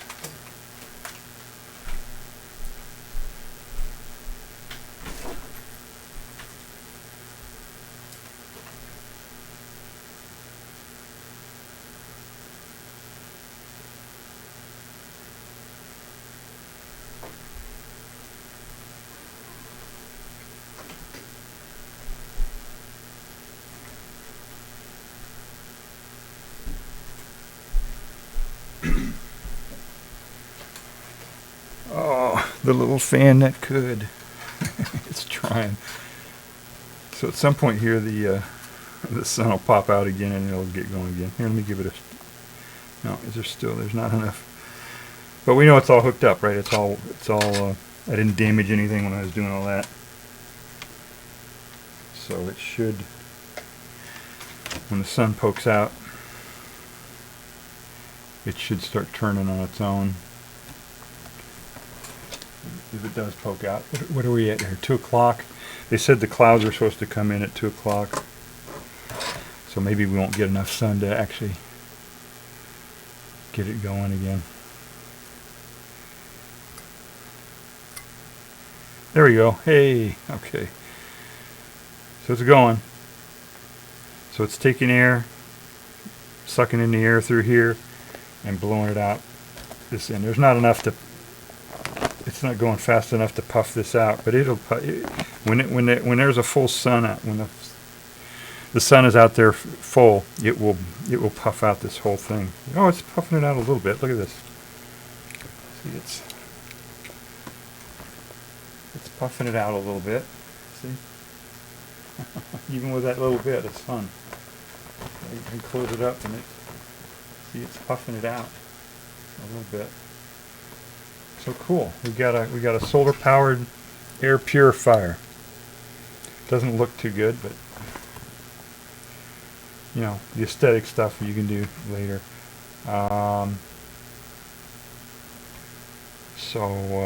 Let me get. Do I have anything here that I could hook that up?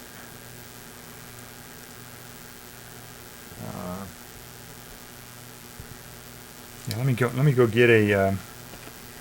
Okay, another 10 seconds while I go get a coat hanger that I can make a little hanger out of it.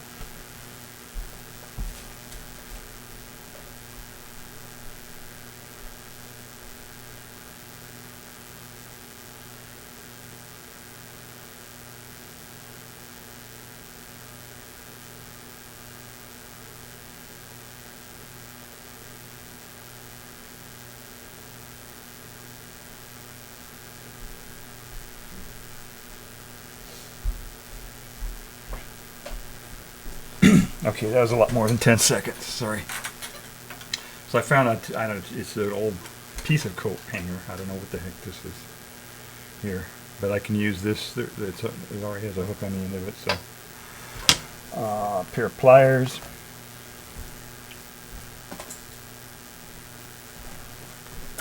This is still spinning. Look at it, it's spinning pretty good now. And it puffs it open a little bit. I'll get some extra here. Oh, that's just static. See that? There. Solar powered air purifier for $2.33. Estimated price. Alright. I'll just hang it over that TV. We'll have it in the background when I do my streams. And then when I stream during the day, maybe the fan will come on while I'm streaming or something. Oops, okay, go over here. What I'm trying to do now is I'm working with this coat hanger, trying to get something that'll. Is that long enough? I think I could just use that. This is a big thick TV, so that TV is very old. It's probably close to 20 years old now. All right, so I'm going to bend this into a shape where I can just use it as a hook. See, like this, a hook on the end of this, and then just take this rest of this and just hook it over the TV there and just keep it in the background when I do my streams.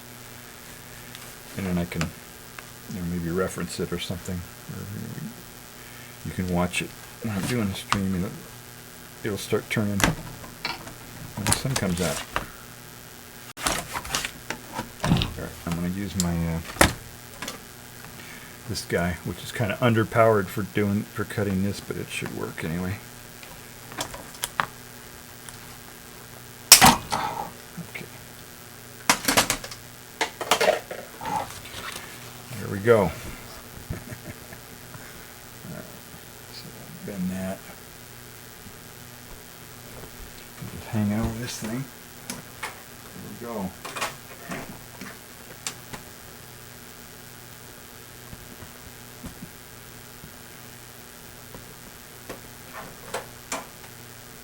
Alright.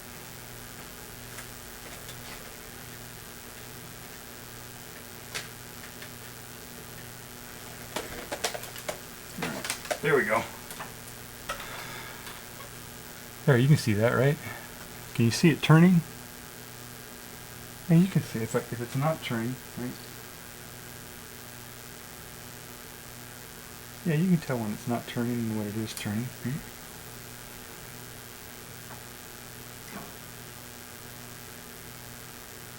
Cool. All right. We did it. So what was that, a little over 2 hours? What time is it? Yeah, about 2 hours of work. So that was kind of fun. Very easy to do. Let me do a test here at the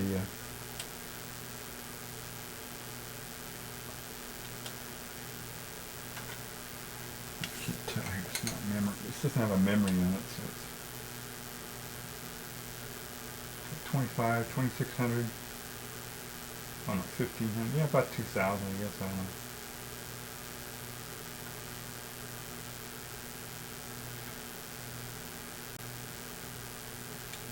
Yeah, 1700. I don't know. So a little under 2000 RPM with a real hazy sun. So cool. All right, that wasn't so hard. There you go. I got it. Let me get myself in focus here because I was messing around with that. So let's see here. Yeah, I got this webcam. I only paid $33 for this webcam, and it's a 4K Logitech 4K webcam, and has a manual focus, so I can. What I do is I focus it a little. Yeah, I want to make it look like one of those real expensive webcams where you can open up the aperture and get a shallow depth of field and make stuff in the background be out of focus like that. See, but I want me in focus or close to being in focus, so I just adjust the focus here so that the background is all just out of focus, which puts the actual focus distance about, maybe a foot away from the camera. But if I get close enough to it, then it works. It looks kind of professional. So, but I should try to get that thing in focus, right? I should actually make this so I do have depth of focus because I've got that little thing in the background, my new air purifier. So I want that in focus. That's good enough, I guess, huh? All right. So I'll leave that in the background there for a while, for a few streams, and then we'll see how well it actually functions, you know, when the sun comes out, and you know, see how much it puffs out that bag, and you know, that kind of thing. So it's not moving that much air. I don't know if that little label said how many cubic feet per minute or whatever it moves. I could probably calculate it, but who cares? You know, it's filtering more air than I had before, right? And if I really want to do air filtering, let me show you a real air filter, a real something that can really filter the air quickly. And you've probably seen, I've been doing this for years and years and years, and some people you see on YouTube, some people are doing this. But let me hang on just a second. Let me grab something here. Whoops.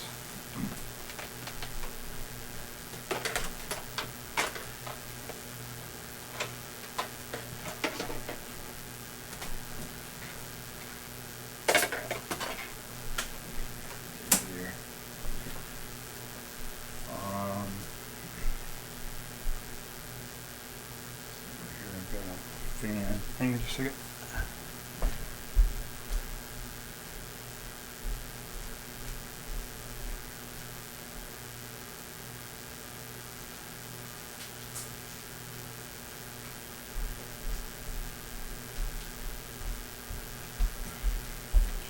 So you take a box fan like this, and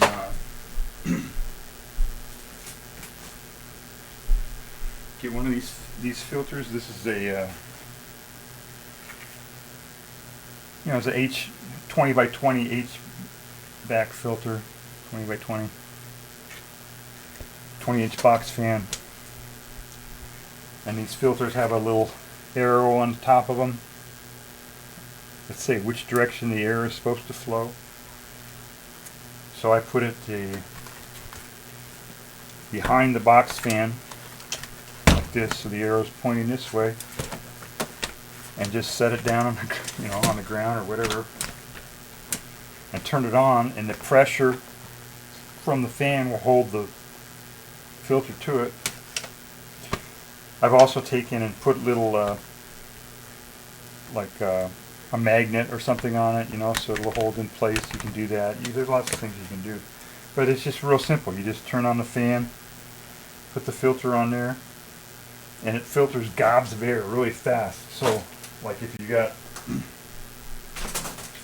you have a you know, say you just, like here in New Hampshire, we have a lot of granite, which means we have a lot of uranium-238 in the granite, and in the decay series of uranium-238, after 1 billion years, it turns into radon, which is what we get here a lot, because we're the granite state. That's our nickname. Hi Chan, how are you? What's up?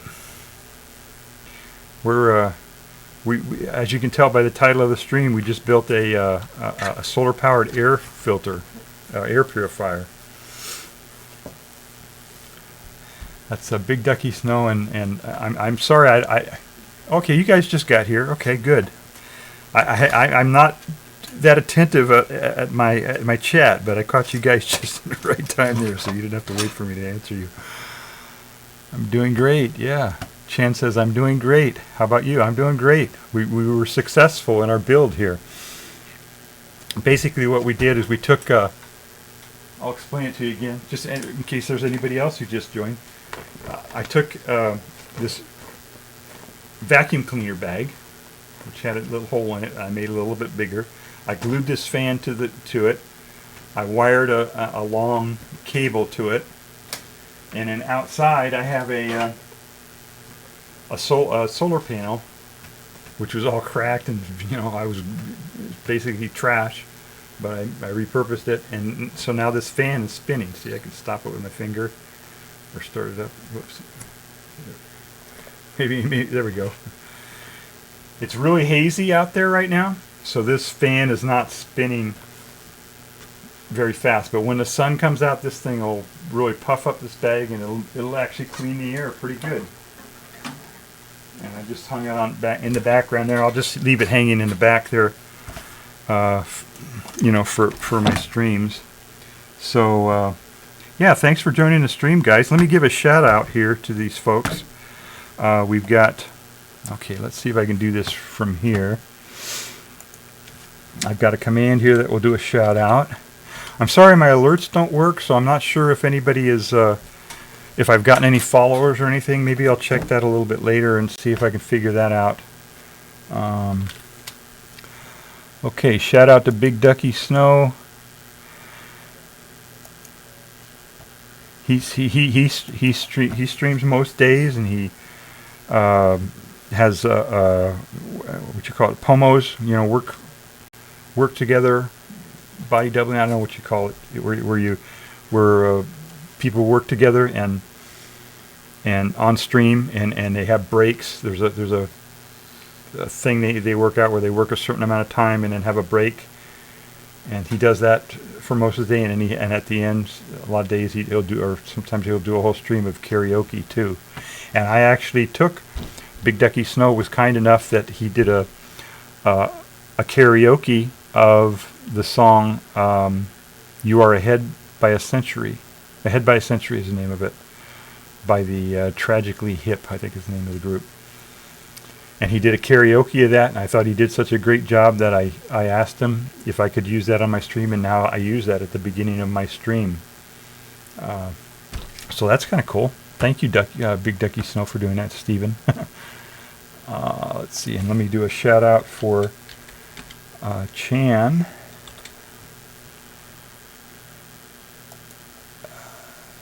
There we go. Did that work? Yeah, shout out Big Ducky Snow. Oh, wait, it didn't do it. There we go. Hey.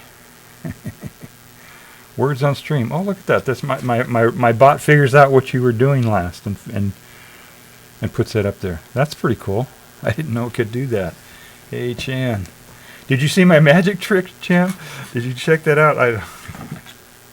It wasn't a real magic trick, but it was kind of, I guess. I don't think anybody could tell I was actually doing a magic trick. No, you missed it. Yeah, it's in the VODs there on YouTube. It was I don't want to blow the trick, but it was just when I was at the beginning of the stream, I had just received your deck of cards that you had sent me. Chan the Magic Man does magic, and on his streamiversary, he gave away a whole bunch of deck of cards to his followers and his viewers and stuff, and his community. And I got one in the mail from him, and I opened it, or kind of halfway opened it on stream. I already opened it, but I pulled it out of the envelope and everything, and thanked him for that on stream. And then part of that, I had a magic trick that I did. TYSM for the shouty and for the company. This is what Big Ducky Snow is saying. TYSM for the shouty and for the company, everyone. Going into lurk mode now, and I hope to see you all again. I don't know what all that means, but okay, Ducky. thanks for joining the stream. Thanks for lurking. Lurkers are always welcome. Chan says, I saw the VOD on YouTube where you showed the deck of cards I sent. Glad you enjoy them. Yeah, there was a little magic trick there, which was very subtle, and most people probably didn't notice it. If you can't figure it out, I'll explain it to you on a whisper or something, maybe. It wasn't really a magic trick, but anyway. So yeah, it was very subtle. I didn't announce it as a magic trick. I didn't perform it, as a magic trick. I didn't say, now look at this and look at this and look at how this, I just did it suddenly and subtly, like most of my jokes and people don't understand them because I do them so dry humor, and all that kind of stuff. Anyway, so I did that. Well, thanks for joining the stream. This is cool. So we were very successful with this thing. It worked very well. Not any big snags or anything. I didn't burn myself. I had a soldering iron where I had to solder stuff, and the soldering iron was kind of, I had to repair it before the stream and do some stuff with it, and so it wasn't making too much heat. And so I used my heat gun to heat up the soldering iron to do. But anyway, we got it done, and it works pretty well. So, and that fan is really quiet, which is nice. So I'll be able to leave that running in the background, and it won't disturb my streams very much. TYSM. I'm still trying to figure out what TYS is. I think thank you so much. Okay, there we go. Thank you so much for the shouty. Okay. Yeah, thank you for sending those cards, Chan. That was really cool. I don't think I have a deck of cards. I think it's the only deck of cards I have, actually. I probably have one in a box somewhere in the basement somewhere. You know, when you live a long time, you collect a lot of things. So I probably got a deck of cards down there somewhere. But thank you, I appreciate that. So we got this thing completed, and it's always nice to when you do a project to have it work out. You know, which a lot of times when you start a project, you got to do a task or whatever. You never know for sure how it's going to go. You never know if it's going to go smoothly and you get it done in 5 minutes, or if something's going to hang you up and you end up spending 2 hours with it. But I'll do this. Chan says in chat here. Where, by the way, for those of you who are watching on the VOD on YouTube or elsewhere, wherever you see this, this is a live stream on Twitch. And on Twitch, when you do a live stream, they have a little chat box that streamers can look at, and the viewers can talk back and forth to the streamer, which is what's going on right now in chat. Chan the Magic Man is also a streamer, and he's joined my stream here, and he's talking into the chat box. So that's what's going on for those of you who don't, are watching the VOD and aren't Twitch people. So so Chan the Magic Man says, I'll do this giveaway every year on my birthday. Cool. Yeah, that's a good idea. I think I'll do that too. When my birthday didn't come up till next year, but I'll do a birthday stream, and I've got a lot of, as I said, I got a lot of stuff I've collected, so I'll give away something to everybody on my stream. Yeah, hopefully I'll be affiliated. Have affiliate by then. I'm on my way to getting an affiliate, so I need to get what do I have? 27. Let me see how many followers I have here now. 27. So I think I may have gotten another follower here. I'm not sure, because I set up alerts. I went through the whole thing and went and set them up, and I tested them, and it shows this is how the alert is going to look and all that.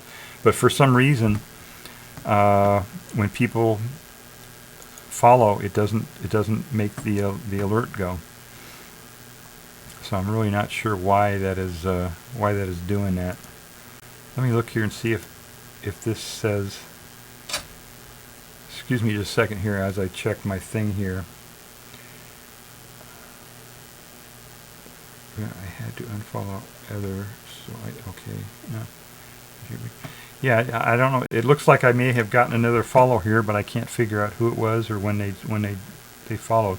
But I have 27 followers, so I'm more than halfway there. To get affiliate, you have to have 50 followers, and you have to stream at least 8 hours, which I've done. I'm way over that. I'm 40 hours now. I'm almost a month into this. And then you have to. I think you have to stream. So many hours in a week. I think you have to stream 8 hours in a week, maybe is what it is. And then you have to have an average of 3 viewers for the last 30 days. So I don't have that. I'm 2-point-something followers per viewers over the last 30 days. So I appreciate everybody lurking. Lurkers are appreciated, and chatting is always fun. It's always fun to chat with people and have them in chat. But lurkers are more than welcome, because every lurker I get, then that gets me closer to my goal of getting affiliate. And I think once I get affiliate, then it will. I don't know how it all works, but I think the algorithm will say, "Oh, you're an affiliate. You're serious. We're gonna promote your channel a little bit more." I think. I don't know. I'm not sure how that exactly works, but I'm guessing that and maybe my alerts will start working. Maybe the reason the alerts don't work is because I don't have affiliate. Maybe that's what it is. I really don't know. Also, I don't have channel points. At some point, I found somewhere when it buried in a menu somewhere where it talked about channel points, but that's not enabled for some reason, so people can't get channel points right now. And I think maybe that's also because I'm not affiliated. Not sure about that either, but I'd like to get channel points going. That would be something fun. I did get the bot working. Got that working. What else did I want to get? Closed captioning. But I think most people, the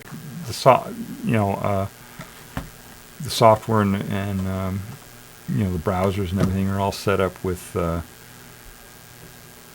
closed captioning and accessibility functions. So I don't think each application or each video or whatever has to have that in it anymore. I think it's they have the technology where the computer can hear the sound and figure out what the people are saying and type it for people who are hearing impaired. So I don't think we need to figure that out on each one. I'm not sure. If anybody has any comments on that or suggestions on that, let me know. But I don't think I'm gonna. Originally, I was trying to do that. I was trying to get the CC, the closed captioning, figured out on my stream. But I don't think I need to do that anymore. I think it's kind of built into each computer now where you can do that. I hooked up a reader on my computer so that when I'm on stream here and I'm browsing, if it has a lot of words that I don't understand or something, I can just tell it to say it. I can select the text and tell it to say those words, and it will actually speak them for me. I don't think I've actually done that yet on stream, but I figured out how to do that anyway. So when I get to that point, let me see what's. I'm gonna check one other thing here. Okay, it's just showing that. Okay. Huh. So I don't know what else to say. If anybody has any questions or anything on this, it was pretty simple. It was a pretty simple thing that wasn't that complex. Pretty simple to understand. You just could stick a solar panel outside that is designed to charge up a 12-volt battery. Puts out 18 volts, but when it's on a let's set it away here. When it's it's on a load, it's around 12 or 15 volts or whatever. And then I hooked up a 12-volt fan to it. It was pretty simple. It was just a soldering job and that kind of thing. So it really wasn't that complicated. Is that in focus? I'm going to try to focus that a little bit better again here. Sorry about this. I want that to be in focus. Okay, that's out of focus. That's more in focus, I think. Alright. So it's spinning. The sun isn't shining that strong, but it's spinning. It's filtering air, so it worked. Yeah. Oh yeah, I was talking about when you start projects and you never know how the project's going to go, right? It's when you start something, unless it's something really simple.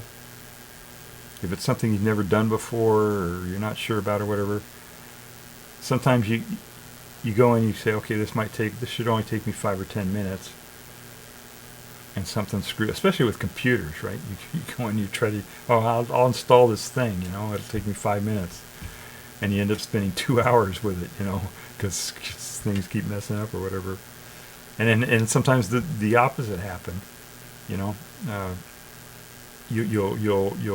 take something, you say, oh god, this is going to take forever, and maybe you put it off, and then you finally do it, and it's real. That happened to me the other day. We had a really strong storm here few weeks ago, and we've got gutters on the side of the house, and a spout that kind of runs a pipe that runs the water away from the house so it doesn't flood the basement and everything. And the thing was so strong that it broke the pipe. The pipe underneath my deck there came apart, and then the water was spilling all over under my deck. And so I wanted to reconnect that, and I thought, it's under the deck. And the deck is, you can't walk under there. It's close to the ground. It's only a couple feet up, so I would have to crawl under there and refit this tube. And so I was putting it off, and I was waiting for it to dry so I could crawl under there without being all muddy. And so I waited, and it dried up a little bit, and I said, okay, I'm going to do it now. So I went under there, and I looked at it, and I just went to the end of the tube, and from outside of the deck where the pipe runs to, I just grabbed the pipe and kind of manipulated it and was able to slide it back into place without even having to crawl under the deck, and I did it in like a minute. It was something I thought was going to take, half an hour or something crawling under the deck to fix, and I did it in a minute. So you got to appreciate this thing when that happens, when something you expect is going to be a laborious task and it goes really easy. So you got to live for those, because the other happens so often, where you do something that you think is going to take a few minutes and end up taking half your day, and So anyway, this took about what I thought it would. I thought it would take maybe an hour and a half or whatever. But I was talking and filling in time and doing stuff as I was working on it and explaining, each step. For people who are not familiar with soldering and snipping wires and working with that kind of stuff. And it was a pretty simple thing. It's not that hard. It's not like electronic components and transistors and ICs and or CPUs, and really complicated electronics and stuff. It was just wiring up a wire between a solar panel and a fan. Pretty simple. The thing about it, of course, was being able to do it for $4 or for $2 or $3 or whatever it was. I said $2.33. Yeah, the 33 cents came from the vacuum bags. I got a 3-pack at the thrift store for $1. Apparently they were, it's for an old vacuum cleaner or something that nobody uses anymore or whatever. It was pretty old. I'll show you this. I showed it earlier in the stream, but for folks that joined, this is what I bought, this package of. It's very clear that this was made a long time ago. This is 20th century stuff. Oh no, 2004. Okay, it wasn't that long. 20 years, 2 decades ago. But I don't know if they even make these vacuums anymore that this uses. But for what I'm reading, it was in the thrift store, and there's a 3-pack here for $1. So, and it uses electrostatic filtering, which is it's not like just a cloth or anything. It's a special. They have a certain it's called melt blown fabric. It's a non-woven fabric that they use on it, and it's a special process. When everybody was trying to get the N95 masks, remember that when they were hard to find at one point, and it's because this special process. There aren't a lot of manufacturing facilities that make this material, but they make it in big gobs, and sell it to people who make masks or make vacuum cleaner bags or something. This Honeywell, they probably do the manufacturing of those things themselves, I bet. Honeywell makes masks too, all kinds of different respirators and stuff that use this electrostatic filtering. And I imagine they probably make HVAC filters, like I was showing you earlier. They're all made out of this stuff. It's called it's melt woven fabric. I don't know if you can see this or not, but It's almost like a paper, but it's not paper. It's a plastic. This actually might be a paper. Actually, it might be a paper, but it uses an electrostatic filter. And you know, they didn't explain it very well during the pandemic to people, but you needed to wear a special kind of mask. The cloth mask doesn't work because it doesn't filter out the small particles. And like if for like an air purifier like we have inside the house here now that I just built, you want to filter out allergens. You want to filter out pollen and dust mites and, you know, really some small stuff that gets in the air, smoke particles even, you know. And cloth can't do that. Just a regular woven cloth isn't going to do that because the particles will go right through it. But this melt-blown fabric is designed with a special polymer and really tiny fibers, you know. And it blows out. When they manufacture it, they have a bunch of little jets that blow out this really thin polymer, and as it's blown out, it stretches and gets even smaller, so it's microscopically thin. And they have a whole bunch of them, and they all just kind of fall in random areas and make this fabric. And so what it ends up doing is that the air can go through it very easily because the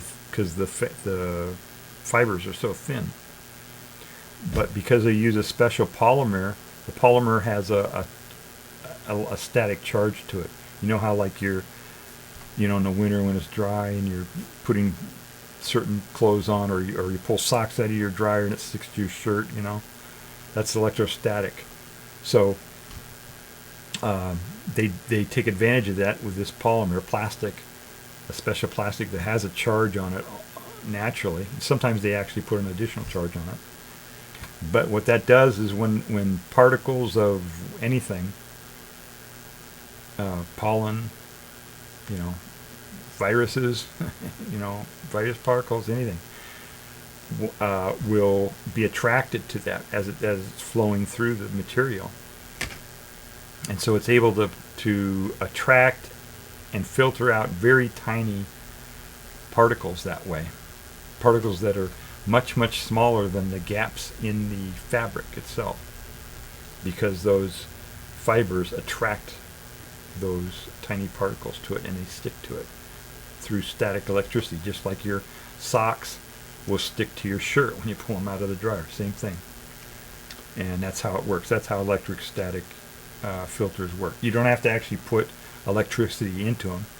They have a static charge built into them because the material has static on it. So we talked about that at a stream earlier too, about electrostatic. That's when they first discovered electricity. Of course, I mean, going back to antiquity, people knew about static electricity, right? They would wear wool clothes or do stuff, and they'd get shocked all the time touching things. So they knew about that there was a phenomenon like that. And they called it. It eventually got called electricity because one of the materials that is good at producing or storing a static electric charge is amber. And the Latin word for amber is electro something. So they electricity. That's where the word electricity came from. And so we were talking about that a little bit in an earlier stream. How this guy they eventually figured out how to take those electric static charges and store them. They made a device called a Leyden jar. It's basically just a jar with a piece of metal in the top of it and through a lid, and then on the inside is foil. And they were able to store a static electric charge. And those when you touch a door handle or something and you get a shock, that's like 20, 30, 40,000 volts. It's a high voltage, but there's hardly any charge there. It's high potential, so it's 20, 30,000 volts, but there isn't many actual electrons that are moving. So it's a low current. That's why it doesn't kill you. But so back in the 18th century, they were able to build these things called Leyden jars, and that's the only way they could store it at that time. And the reason they made it into a jar is basically a capacitor. Those of you who are familiar with electronics a little bit, there's an electronic device called a capacitor, which will temporarily store a small amount of electric charge, and that's kind of useful in circuits for a variety of reasons. It's basically a battery, but it doesn't work through chemicals. It works through this electric potential and a dielectric.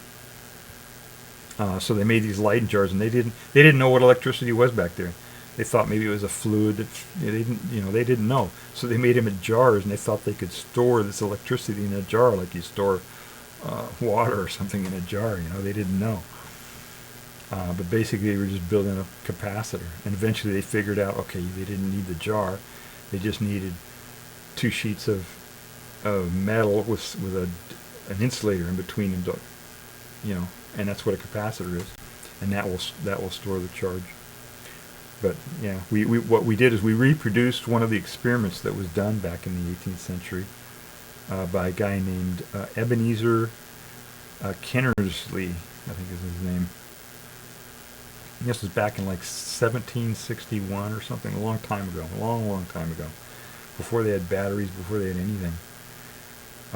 Back when Benjamin Franklin, did his kite experiment, that and all that, where flying a kite and getting shocked with his kite, flying it in this thunderstorm or whatever. So this guy did this experiment where he hooked a bunch of these Leyden jars together, in parallel, I assume, and got a really powerful current out of it that he could keep going for a little bit. It wasn't just a quick shock. And he actually was able to take a wire and heat the wire up with that electricity, and heat it up until it glowed. And if he put a whole bunch on there, he heated it up so it would actually break the wire.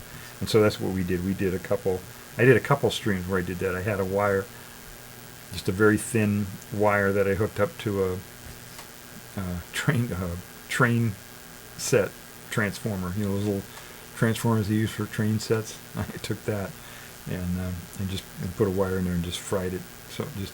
And it made a lot of light. They call it incandescence. When something gets so hot that it glows like that, that's called incandescence. And so that's what we did. We did an experiment stream where I did that experiment, and in the next stream, that's how they invented lights. Right? This guy back in 1761 basically made an electric light because he took a wire and put electricity through it until it glowed.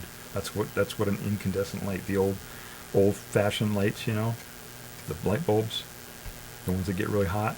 That's basically what happens inside of them.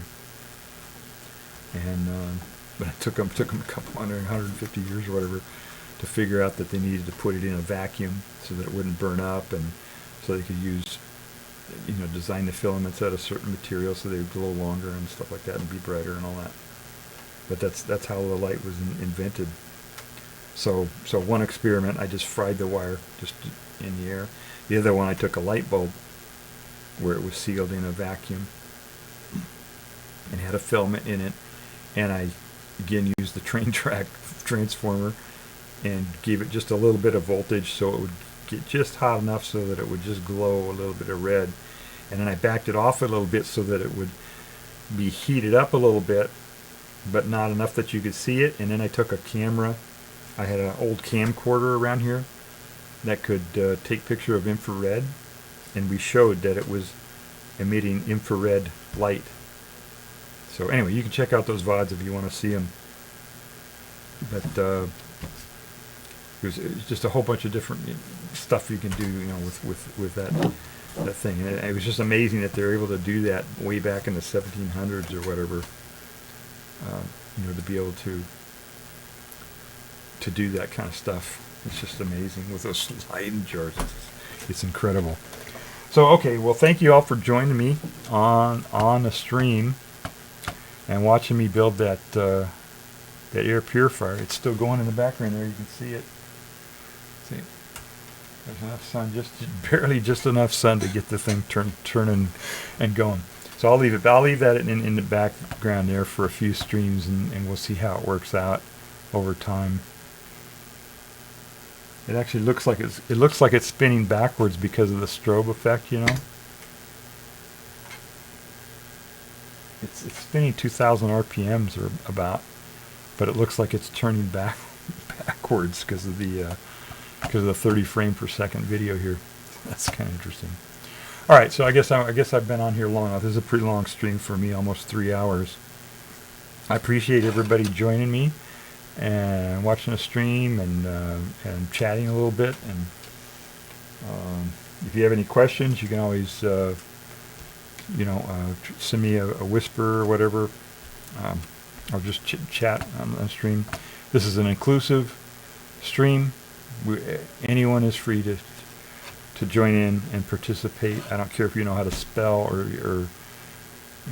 you don't feel that you talk correctly or whatever, because I don't, right? I don't talk correctly, so I'm very, very tolerant of that. If you want to get, you're not going to get banned because you say something silly or whatever. I'm not like that. This is an inclusive stream.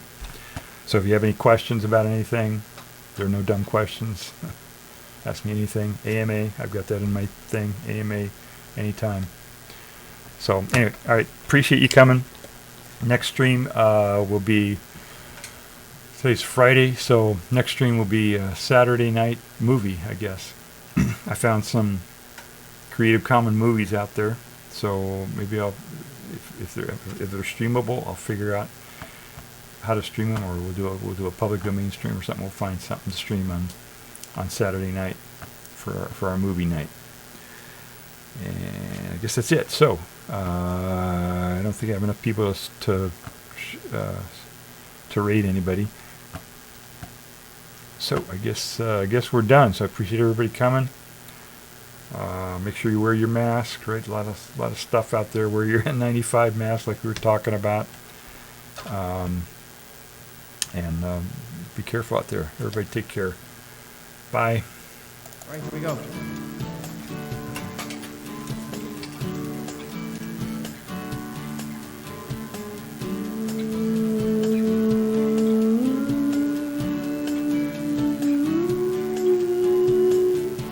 First thing we'd climb a tree, and maybe then we'd talk, or sit silently and listen to our thoughts, illusions of someday, cast in a golden light, no dress rehearsal, this is our life.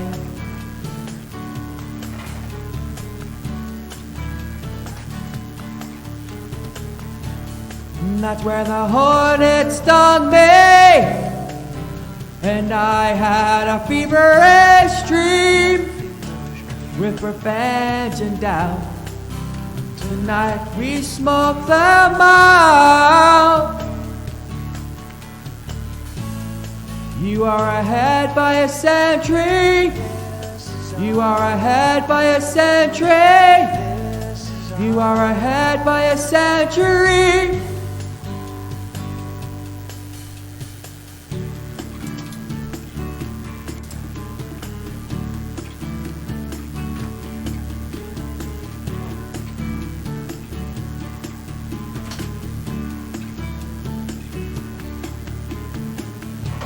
There in the morning shroud, and then the day began. I tilted your cloud, you tilted my hand. Rain falls in real time, and rain fell through the night. No dress rehearsal, this is our life.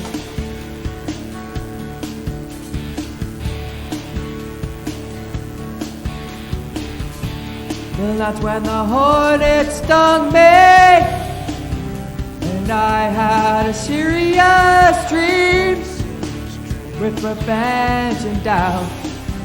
The night we smoked them out. You are ahead by a century. You are ahead by a century. You are ahead by a century. You are ahead by a century. You are ahead by a century.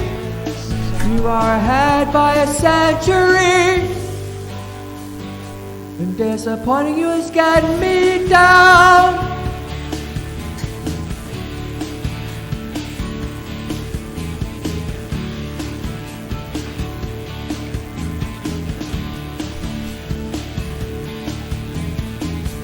Hydrate or drive, absolutely.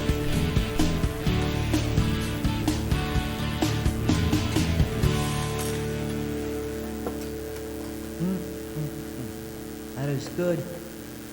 Hydrogen oxide. That is very, very good. Hydrogen oxide.